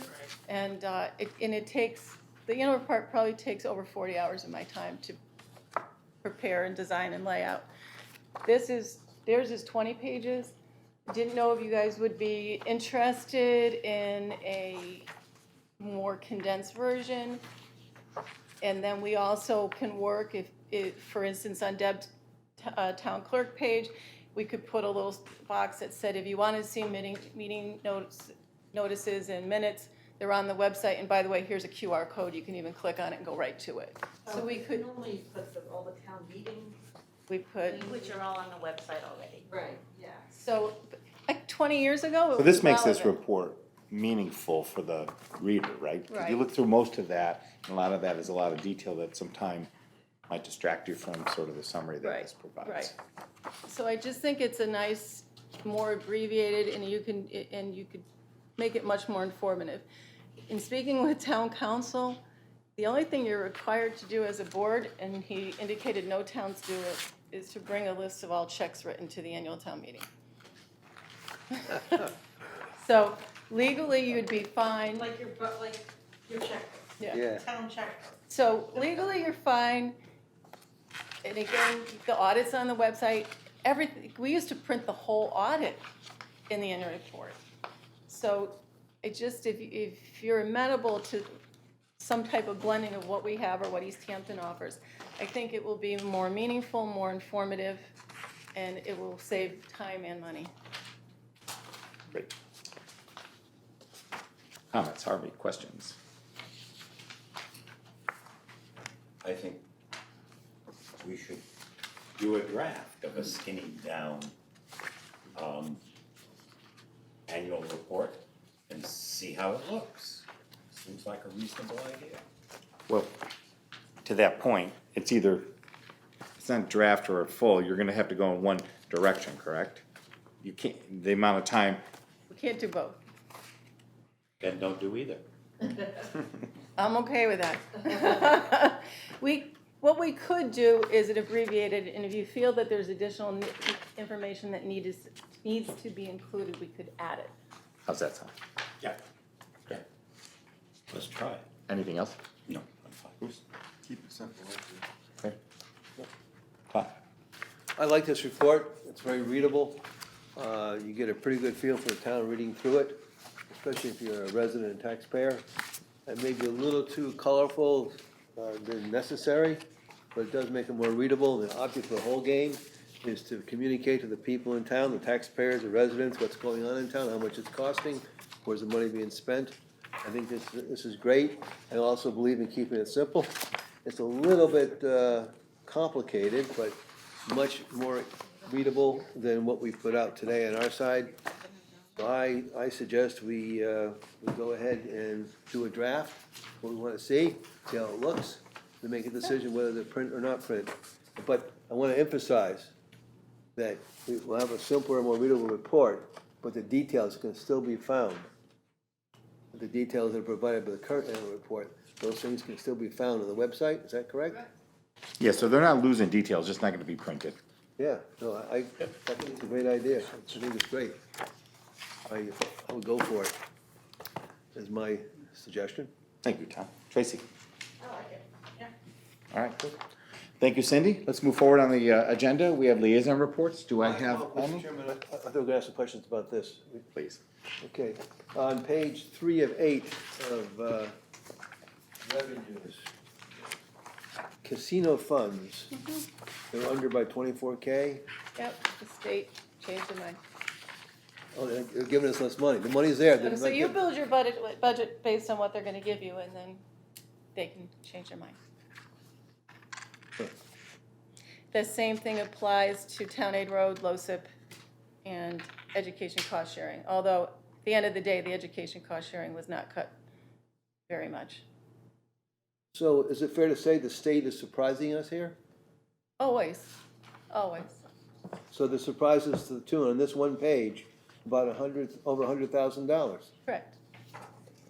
That's not chicken feed. But when we were doing to be clear, when we were doing your forecasting for year end, I was giving you these numbers. We weren't planning on receiving the full amounts. So they're gonna surprise us again next year? The state's full of surprises. Okay, well, that's, thank you very much. Go ahead. Okay, great. Now we'll move to liaison reports. Anything, Harvey? Bruce? Okay. No updates. Tom? No updates from me either. Sorry, nothing. Okay, let's move forward. No old business, or do we have old business that I just overlooked? No. Okay, new business. So first, and for those of you that have been very patient during all these meetings, we'll get to all of your items here. So the first is a grant authorization for Historic Documents Preservation Program. Anyone want to give me a little update on that, please? Can you help me with that? Give Deb and Michael. Deb, would- The Connecticut State Library pursuant to the Historic Document Preservation Grant authorizes a grant every year. You've funded them, or you've done this process for many, many years in the past. With my new vault and a lot of funds that I expended from holding preservation dollars in the past and investing into the vault, my vault is in beautiful shape for a long time to come with appropriate shelving, map cabinets, all the stuff that I need. I typically use the funding for preserving and conserving some of the older records. At this point in time, I feel my records are in really great shape as well. There will always be new things to come up, and always new things to do, but I know there's a lot of other needs within the town that are worse, and I spoke with the facilities director about the discussion of getting shelving for the storage room they're looking to do downstairs. They're not ready to do that yet, so I reached out to Michael at the library and asked him what would he be able to do if I made this grant funding available for him. And we came up with some wonderful stuff. They have projects there that Michael can tell you that could go on for years and years and years. But for this year, we're proposing doing some of the old ledger books that they have over there. There's some pictures contained in there. The library loves to see collaborative projects. So as long as you're willing to give us the okay, there's no matching funds to it. It is a targeted grant.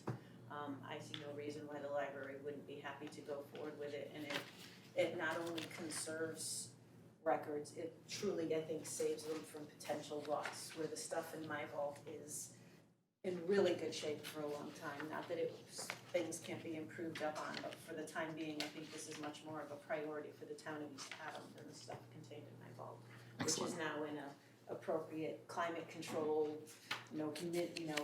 the issues that we didn't have in Main Street, we have, all of that worked out, so I think that's the way I would like to proceed if you concur. Thank you, Deb. So may I have a motion? The motion's written for us here. Would someone like to make the motion on this, please?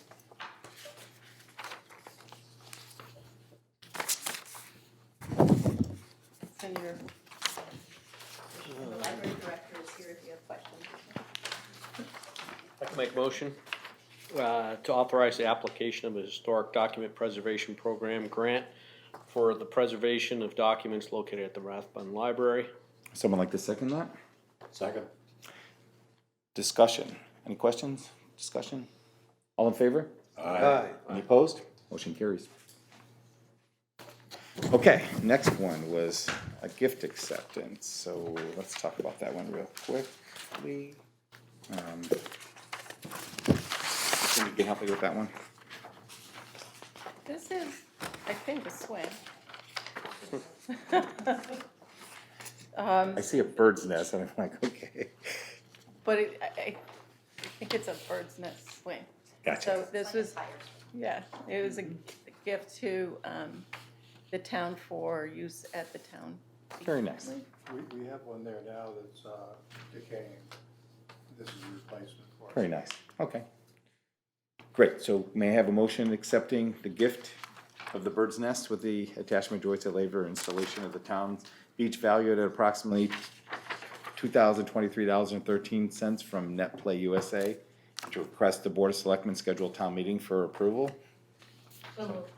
Anyone want to second that? I'll second it. Discussion? All in favor? Aye. Okay. Okay, next item is Lakes Association. Do we have any members of the Lakes Association present today that want to speak with us? So, we have correspondence from the Lakes Association. I want to address that first. and give those folks representing the Lakes Association an opportunity to speak to our board. So, everybody have a copy of this correspondence, the email memorandum we received? There's actually two sets. There's also something from Bashan Lake in December. Okay, great. So if I were to kind of summarize what I see here is that one of the associations had a bit of surplus, and the others among themselves have agreed to try to share that surplus and apply to their respective budgets, and they're looking for us to approve that. We had originally approved the total amount, and so they're just looking to expend the unused amounts from the association that didn't use it. So I'm going to now invite anyone, did I say that correctly? Can I just jump in? Yes, please help me with it. Through the past few budget cycles, and this is my interpretation or my recollection, the in the past, the board has voted, and Bruce and Harvey, you know better than any, that they would vote to reallocate what was remaining. Usually it went to Lake Hayward. There was also a request if money was remained unexpended to send them to reserves. And the discussion at Board of Selectmen meetings and somewhat through your Board of Finance meetings was you were going to appropriate X amount to each lake, and if they spent it, they spent it, and if they didn't, they didn't. And it didn't get reallocated. If I recall that incorrectly, but in the past 2 years, the philosophy has not been to divide the rest up. And if in fact that happens, it has to be an action of this board to create that appropriation. So that's just my history. It doesn't matter to me how you do it. And I've discussed with all the lakes different options. Some of them would want to go in the reserves. This board wasn't amenable to it at that time.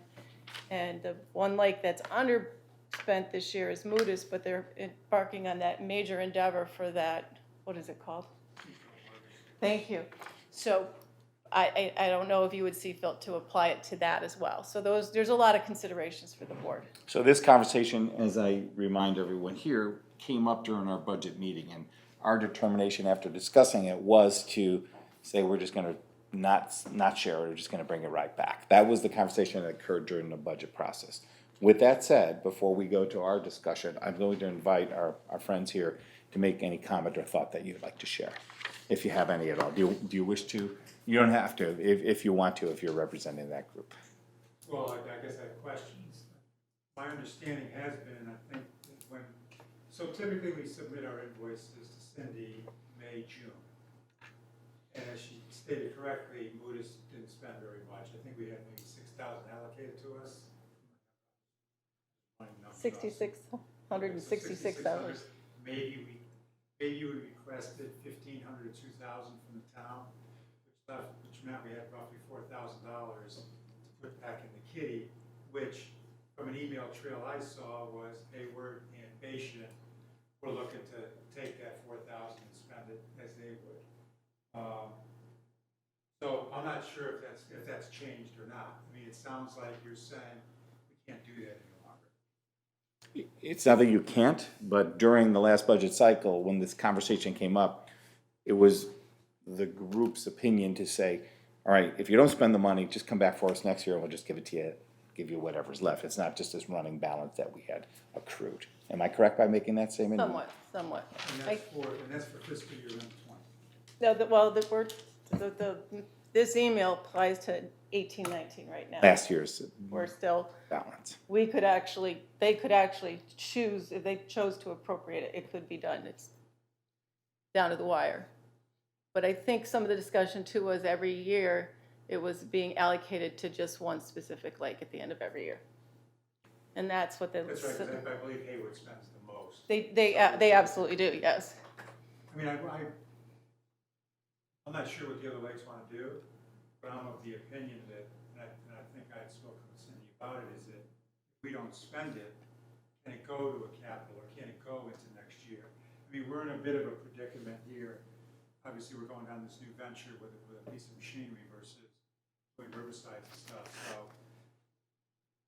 we're not, all of our focus has been, for the past couple of years, just basically fundraising in order to get it. we would like to, since we're in an experimental stage, we would like to say whatever we don't spend, if it can be put forward into the next year, or, I mean, I know we're gonna tap into the $15,000 reserve that's been allocated to our lake. Hopefully, we're gonna do that very shortly in the next month or two.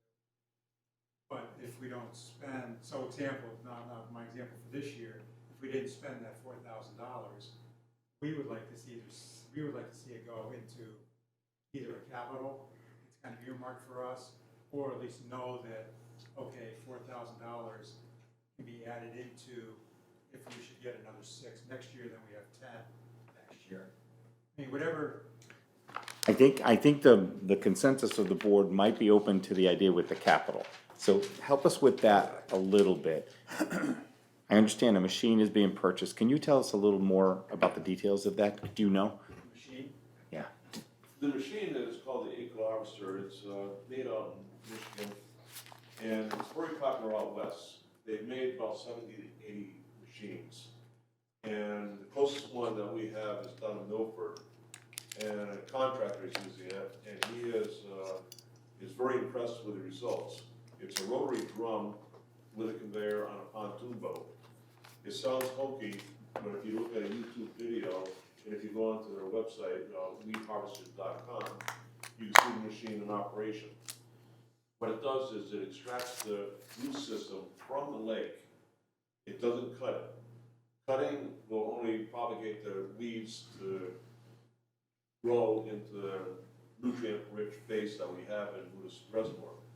This machine will extract the roots and the plant itself, put it into a bunk system through a conveyor, and then it is offloaded on shore to an appropriate vehicle to be deposited as waste or fertilizer. And the farming in Dallas, they want this deposit of weeds because it's very good for their flower beds and vegetable beds. So that's said and done, I just was on the website tonight, it's around $85,000. We've fundraised in the last year and a half, pretty close to about $50,000 to $60,000. And we're impressed with our organization to be able to bring our group together and get these funds raised. We're not out of the woods yet. We still need money. And we're hoping to bank whatever we don't spend. We're hoping to bank it, put it towards the purchase of this unit. We're coming close to wanting to write a purchase order to the company and get a discount prior to January of next year. They tend to build these machines in the winter time because in the summertime, all their labor goes out into fields. In the winter time, there's really not much activity up there, so that's when the building is taking place, and that's when they like to schedule ahead of time how many machines you want built. I personally have seen this machine in operation down in New Jersey, along with Dave Schulberg and another gentleman, Roy Kavanaugh, and we were impressed. It was on the biggest lake in New Jersey, and it was a marina. The marina had used this machine for several years. They cut back their labor, it extracts the root system, keeps their marinas open, the boating industry is happy, the swimmers are happy, everybody is really pleasantly surprised at the efficiency of this machine. Having that being seen, we figure the reservoir is a perfect opportunity for this machine. Quick question on where I may interrupt you. Sounds great. So if we had this machine tomorrow and you implemented it and it was working, and in the next couple of years, do you anticipate some of the other costs of keeping weed control going down because of the machine? In other words, if you spent the money on this capital, would we solve a problem and ultimately save? It's like mowing a lawn. You put in a beautiful lawn, you mow it, it looks great. You gotta come back every week or 2 weeks or 3 weeks, and you remow it. It's like the lakes. They're normally regenerating themselves. But if we can reduce their weed growth, keep the good weeds in there for the fish and the aquatic nature animals, and get rid of these invasive weeds, everyone wins. Right now, the lakes are getting choked, especially the reservoir. You can't really run a jet boat in there. You can't really swim in there unless you get tangled up. And we're trying to get this machine to alleviate the problem and maybe bring some recreational activity and maybe stimulate the economy a little bit. Get people interested into our lakes. They're beautiful resources. Let's use them. Let's clean them up. It's a difficult question for our particular lake, because we haven't, unlike the other two, we did one test study on herbicides. We didn't like the results, so we stopped. So we really haven't been spending any money. Is that the reason why you're not spending the money right now? You're taking an alternative approach. We're just focused on fundraising to get this machine. What the future expenses are gonna be, you know, Gary and Dave saw this machine, they've seen it. We don't think there's really much of an expense. I mean, they're all like off the, we go to Home Depot, or we go to Napa to get the parts to fix it. So we don't think there's anything major from that perspective. It is gonna be, initially it's gonna be volunteers, they're gonna be doing it. And I think what we're gonna see this is, I think it's gonna take time. You're gonna rip it out, I think it's gonna grow back. I think this is one of those things where second, third, fourth year, then I think that you truly start to stunt the growth of it, is what I believe someone said down in New Jersey. After a couple of years, they really, when they went back again, they really noticed that the growth had been significant. Great. Your input is great for me. So now I'm going to frame, from a financial perspective, our choices tonight. Okay, we have 3 courses of action. One is to go and say, okay, fine, you didn't spend the money, we turn that back into the general fund, and next year come to us. That's choice 1. And that, in essence, was our discussion earlier in the budget cycle. However, after learning this, our other 2 choices are to either take their portion of it and allocate it to the other 2 lakes and let them expend it as they see fit. And choice 3 is to maybe allow Moodus Reservoir to consider putting some of these funds aside or allowing them to use it toward the purchase of this piece of capital, right? Those are the 3 choices we have tonight. We don't need to make that decision tonight, but we have to decide on this at least by the next meeting, correct? I do need to just, if you are going to appropriate that from last year's budget, I need to know, because You need to know tonight? I'm closing the books. We Yeah. need to know tonight? Okay, so those are our 3 choices, okay? We either take these funds and we don't appropriate to, we just give it back to the general fund. Option 2 is we allow the other 2 lakes to have it. Option 3 is we allow, can we establish a reserve account for them for this purpose? What I would recommend, you have a capital budget established for the eco harvester for next year. I would just amend the 18-19 budget to at $5,550, and then it just rolls into the current fiscal year. All right, so everybody's clear on our choices? Questions or comments? Start with you.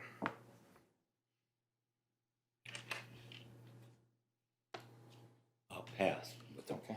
I reserve my 30 seconds. Any Well, thoughts? if you give the remaining money to the other lakes, are they gonna give it back toward the machine, or are they gonna just? They're gonna use it on For expenses. their expenses, which would be most likely the herbicides. That's their approach, but not the same approach they're taking. In a way, I think what I heard tonight is, because you're taking an alternative approach, you didn't spend the money on herbicides because that's not your approach. It's to purchase the harvester, and so you need to accumulate capital in order to do that. The thing is set up as a reimburse as you go, and they don't have any reimbursable expenses. Right. They have, A capital outlay that will ultimately Right. kind of consume all of Right. that. And after hearing that, in my kind of where I'm thinking, I would almost lean to say, we allow them to retain that money myself. That's And put it toward the machine. toward the machine. Yeah, I'd go along. We budgeted them that money, just because they didn't pay for herbicides, they went another alternate course. I think, in my view, that would be where I'd go. I think, excuse me, just to recall what we did that evening, if you will, because it was pretty quick,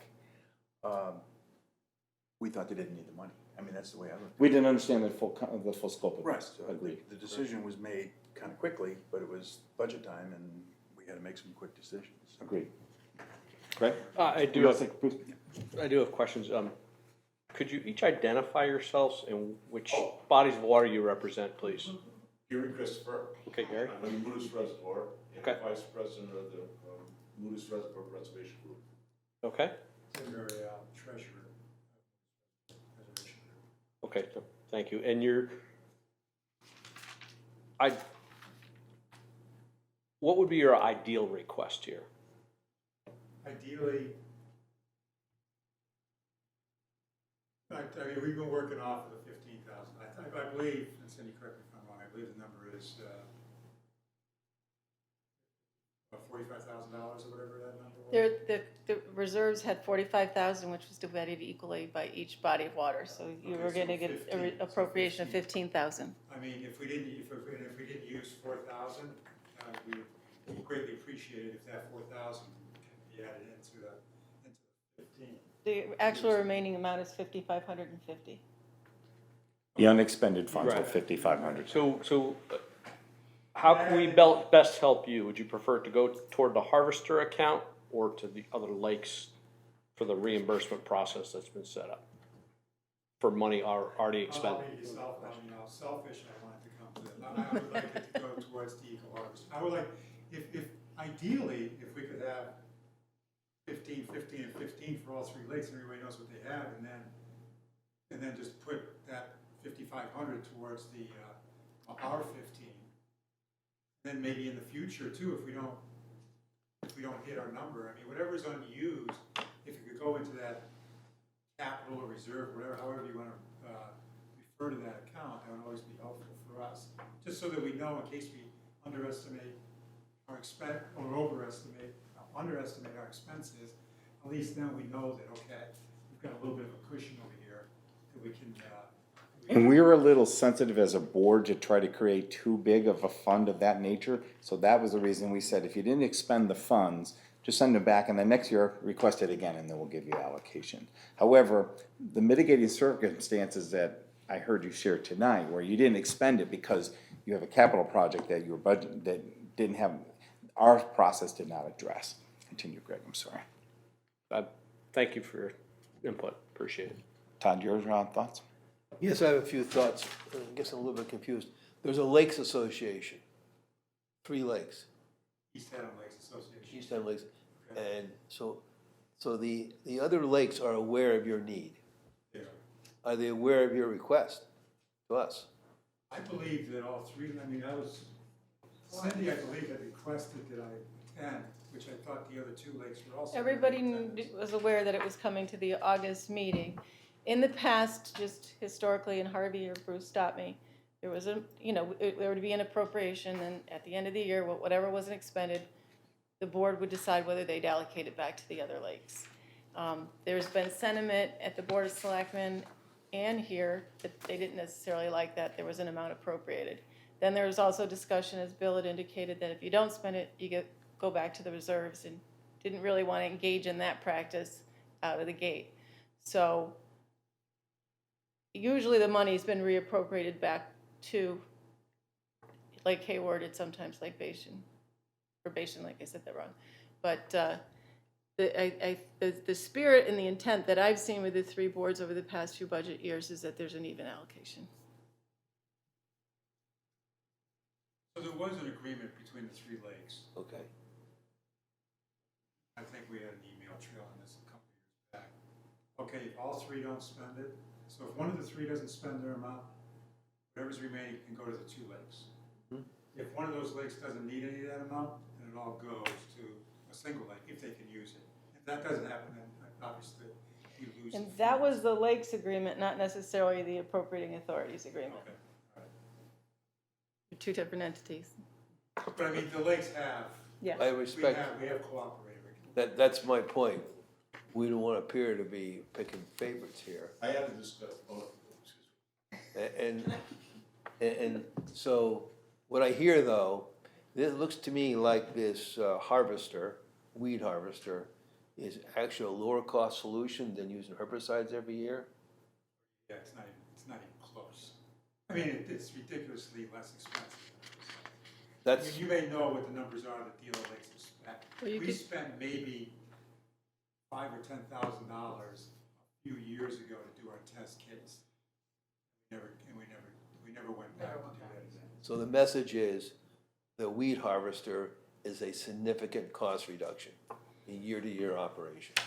I would say so. That alone rings my bell for finances. But I want to make sure your two other lakes are okay with what you're doing. Bashan, I've been in discussion with Bashan Lake, and he has no problems whatsoever supporting us in our decision. I've had no contact with Lake Hayward Association as far as their support to us. Because they're kind of like on the outskirts, Bashan is next to us. And he says whatever money that we don't use, quote, Bashan, Moose Reservoir should have it. Yeah. Because you have a project that's coming up as capital, and he sees no qualms about it. I don't think Hayward would have an issue. The only thing I'm a little concerned about is we had an email trail going on for this past fiscal year where I told everybody we're only spending whatever, and then we've got 5,500 according to Cindy left over. So there was some communication going on between the other two lakes as to did anybody want it and to spend it. I don't recall what the resolution was there. So it's possible that if this 5,500 goes to our reserve to bring us up to from 15 to 20, it may catch them off guard. But I mean, tomorrow I'll try to remember to send an email to both of them and just say, are you spending our money or not? Just so that nobody's caught off guard. All right. And you have a letter from Bill Denya from Bashan Lake attached as well. He's the president of Bashan Lake. And one kind of additional question is, I'll let Tracy speak next. Vision of this machine. So I feel like it's, the story of the three pigs, and you guys are building the house out of brick, and everybody else doing something different. Are you going to be sharing with, when the wolf comes along? It's not our intent, because all the fundraising we've done has been specifically for Lewis Reservoir. All right. People along the lake. And I'm not suggesting you have to. I'm just curious about that. I mean, it would be, possibly, but that's not our game. We would hope that as a test case, or maybe other lakes would do their own venture. Bashan Lake, I can speak of personally, because I've dove it many times, scuba tanks. It's not conducive to this machine. It's too deep. The Moose Reservoir, the average depth is around 7 to 8 feet. You get a couple holes of maybe 10 feet, very few and far between. Most time you go out in the middle, you jump out of the boat, go down a foot under your water, you're on the bottom. So this machine has the reach and capability of extracting those pesky weeds that we have. Lake Hayward, I really can't speak too much of because I've never really been involved with it, but they spend, I think, on the average about $100 to maybe $120,000 for herbicide treatments every couple of years, and it's a never-ending battle. For us, we tried the herbicides, and it's not conducive to the environment. When people hear herbicides, they're thinking of Vietnam era Agent Orange. Well, it's not generally the case anymore. I mean, it is controlled, but I live on a reservoir. I don't like the idea of having herbicides. This mechanical device would probably suit our fancy a little bit better environmentally, and being politically correct and aware of our environments. So I think mechanically it's the best solution. Tracy, last. Okay, I feel like I'm jumping in the middle of a conversation that I have I don't know what the, okay, so basically, the town of East Haddam says, we'll give Three Lakes $20,000? Mhm. As long as you guys spend $20,000?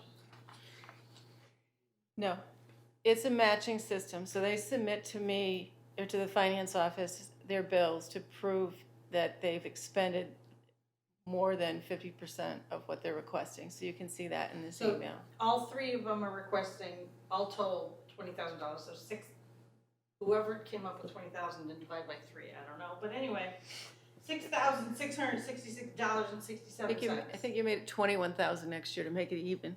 Well, that would only make sense. So as long as each lake spends $6,600 and change. No, as long as they spend double $6,600. It's a 50%. So roughly match. 13,000. They spell 13, we give them 65, to choose those numbers. 50% match. 50%. Twice 66. They spend two, we give them 50% match on it. So if they spend 13, we give them 6.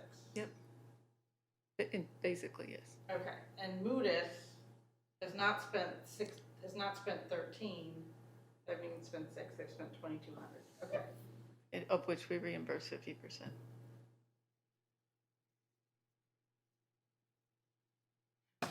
So the amount of money that was allocated, there's a surplus of $5,550.15 from the amount that we reimbursed, which was $11,1651 from the 666.67. So the net number is $5,550, and that's what we're having our conversation about right now. What do we do with that money?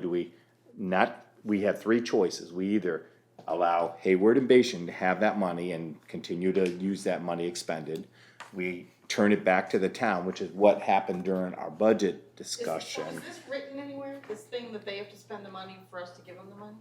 It was an agreement back, we started this, 2012, 13, 11, somewhere in there. It's an agreement that occurs during every budget cycle. So they've spoken with us and we've said, all right, here's what we're gonna allocate toward you under these circumstances. There's nothing necessarily written, it's just the agreement that we had. And what's happened here is because they didn't expend the full amount, they're not eligible for more reimbursement with that extra money. And so now what we have to decide is what are we doing with the $5,500? Are we giving it back to the town?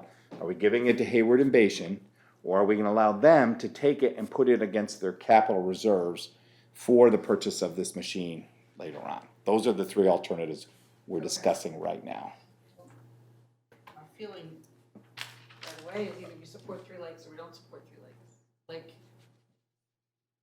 just give $20,000, divide by 3 and give it to them. Like, this whole thing of, And that was the philosophy, and Sue Link was keen on this, because one lake would submit for 4 and one was 12, and the Board of Selectmen said, no, we're just dividing it by 3. So you're going on tandem of what Sue had Yes. recommended 2 budget cycles ago. okay. So, I mean, my feeling, like, so the remaining balance, okay, so I see that, you have to do that, all right.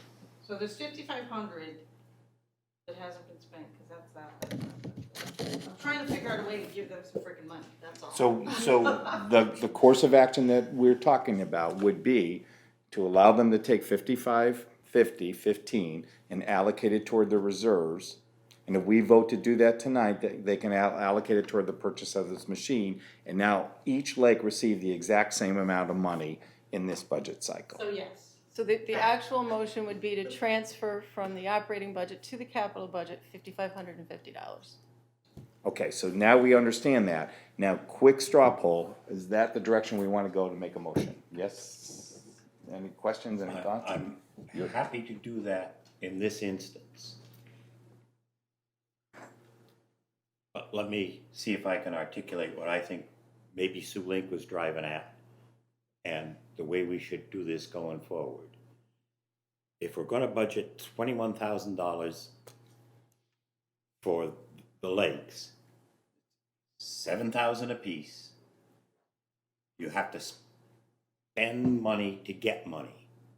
Right? You incur $1,000 worth of expense, submit the invoice, and Cindy reimburses you for $500.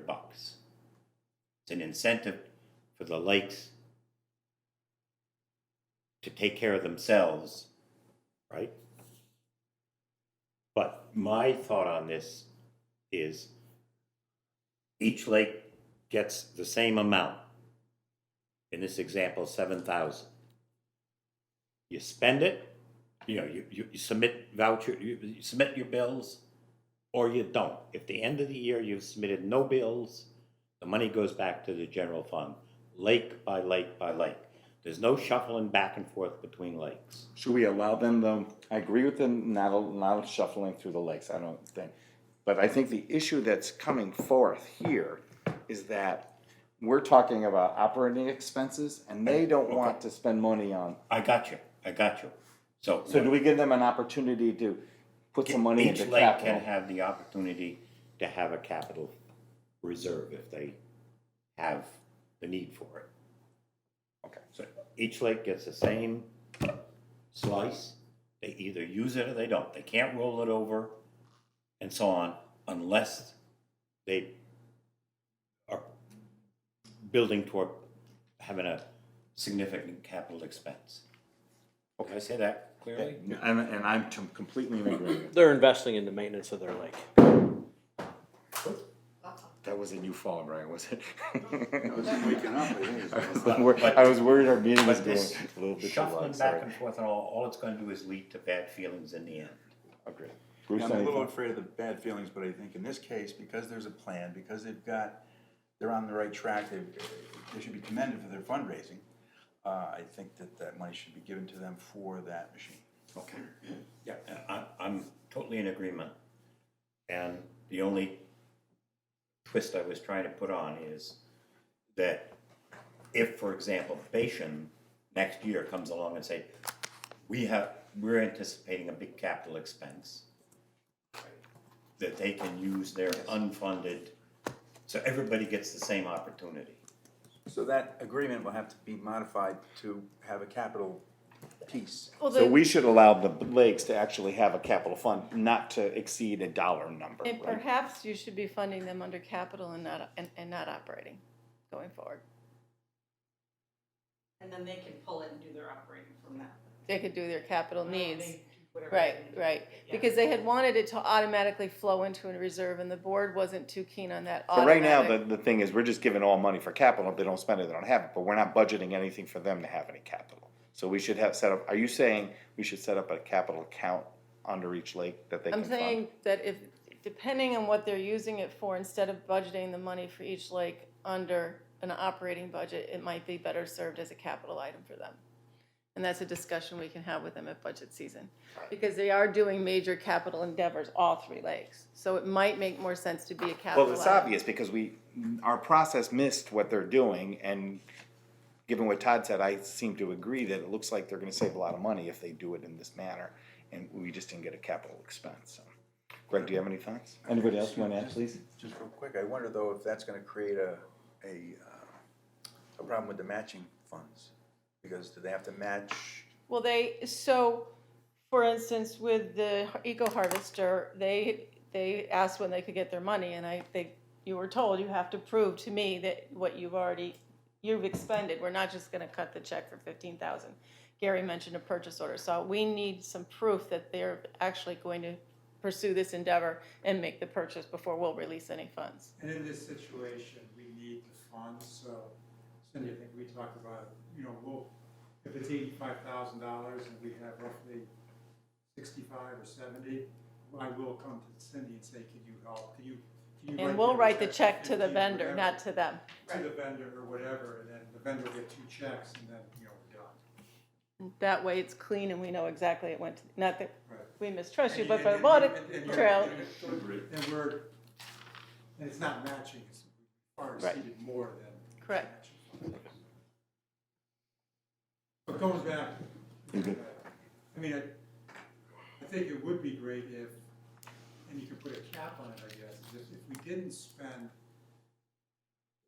if we still had an operating budget, if we didn't spend that money, instead of going to the other 2 lakes, and also instead of going back to.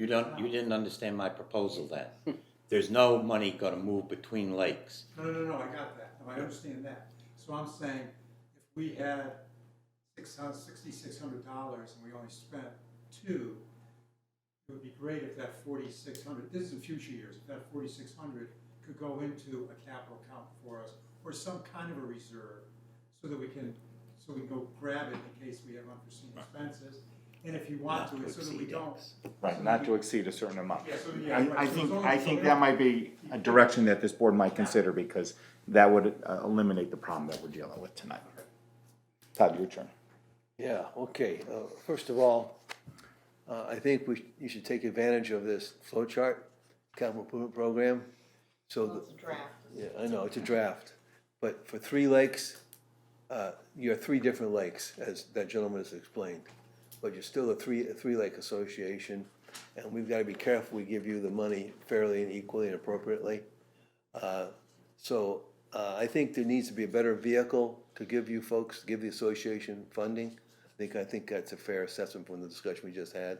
So we should work on a better vehicle or system for you, plus advise you to have you 3 lakes work together in a capital improvement plan for each individual So lake. let me make sure, because they may or may not have been, at the first part of the meeting, we talked about a process that we're going through for funding for capital needs. There's a group that's a subcommittee of the selectmen, it's called the Financial Needs Roundtable, and they will help determine where capital will be going in the future. Your group should be represented on that committee. When the Financial Needs Roundtable occurs, someone from the Lakes Association ought to attend and say, here's what we're looking at, we'd like to do this, and it'll get put into the process. All right, continue. Just to clear, there is an East Haddam Lakes Association. Yes. That's just more of it's a meeting place for the 3, but there's 3 separate lakes associations. The East Haddam Lakes Association, not, I wouldn't say that's another entity to which we're all. All 3 could be represented individually, because I realize you all have. But they're not, somewhat- it's not a formal organization, it's the term. It's really the 3 term separate they came up with organizations to throw the that 3 that are together. trying to cooperate. I get that. Hey, what are you guys doing? Hey, did you try this? Did you try that? We use that herbicide? Well, we're using this machine. That's kind of what those meetings are about. And just to tell us what else is going on in the state of Connecticut with, like, you know, the additional registration charge on boats, just to kind of keep us aware of what's going on. It's not an association we're paying into. It's just more of a. Communication vehicle. Exactly. Okay. Okay, thank you for clarifying that. Well, given the situation where this is, if you're applying herbicides, there will be no discussion tonight about reimbursement, because you would have sucked up all your money by now.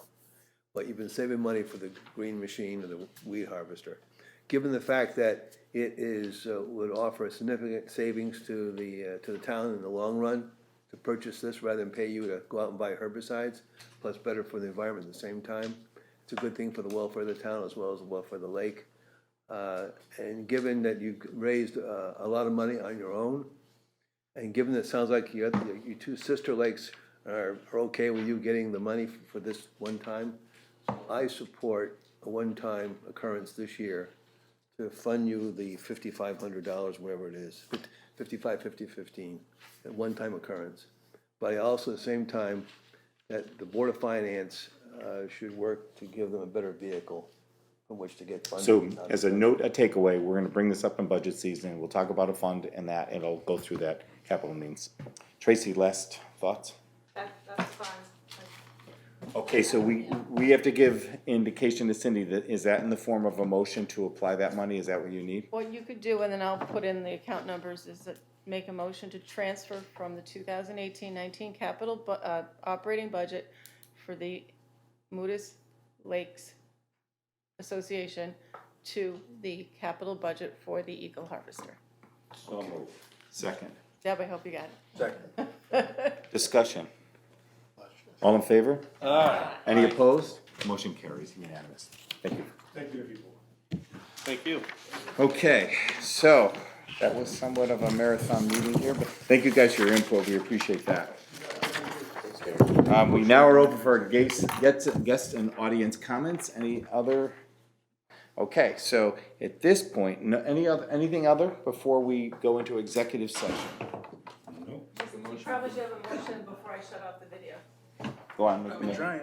Motion to go into executive session. Second? And to invite the superintendent And the chairman of the Board of Education. Board of- All in favor? Aye. Aye. Okay.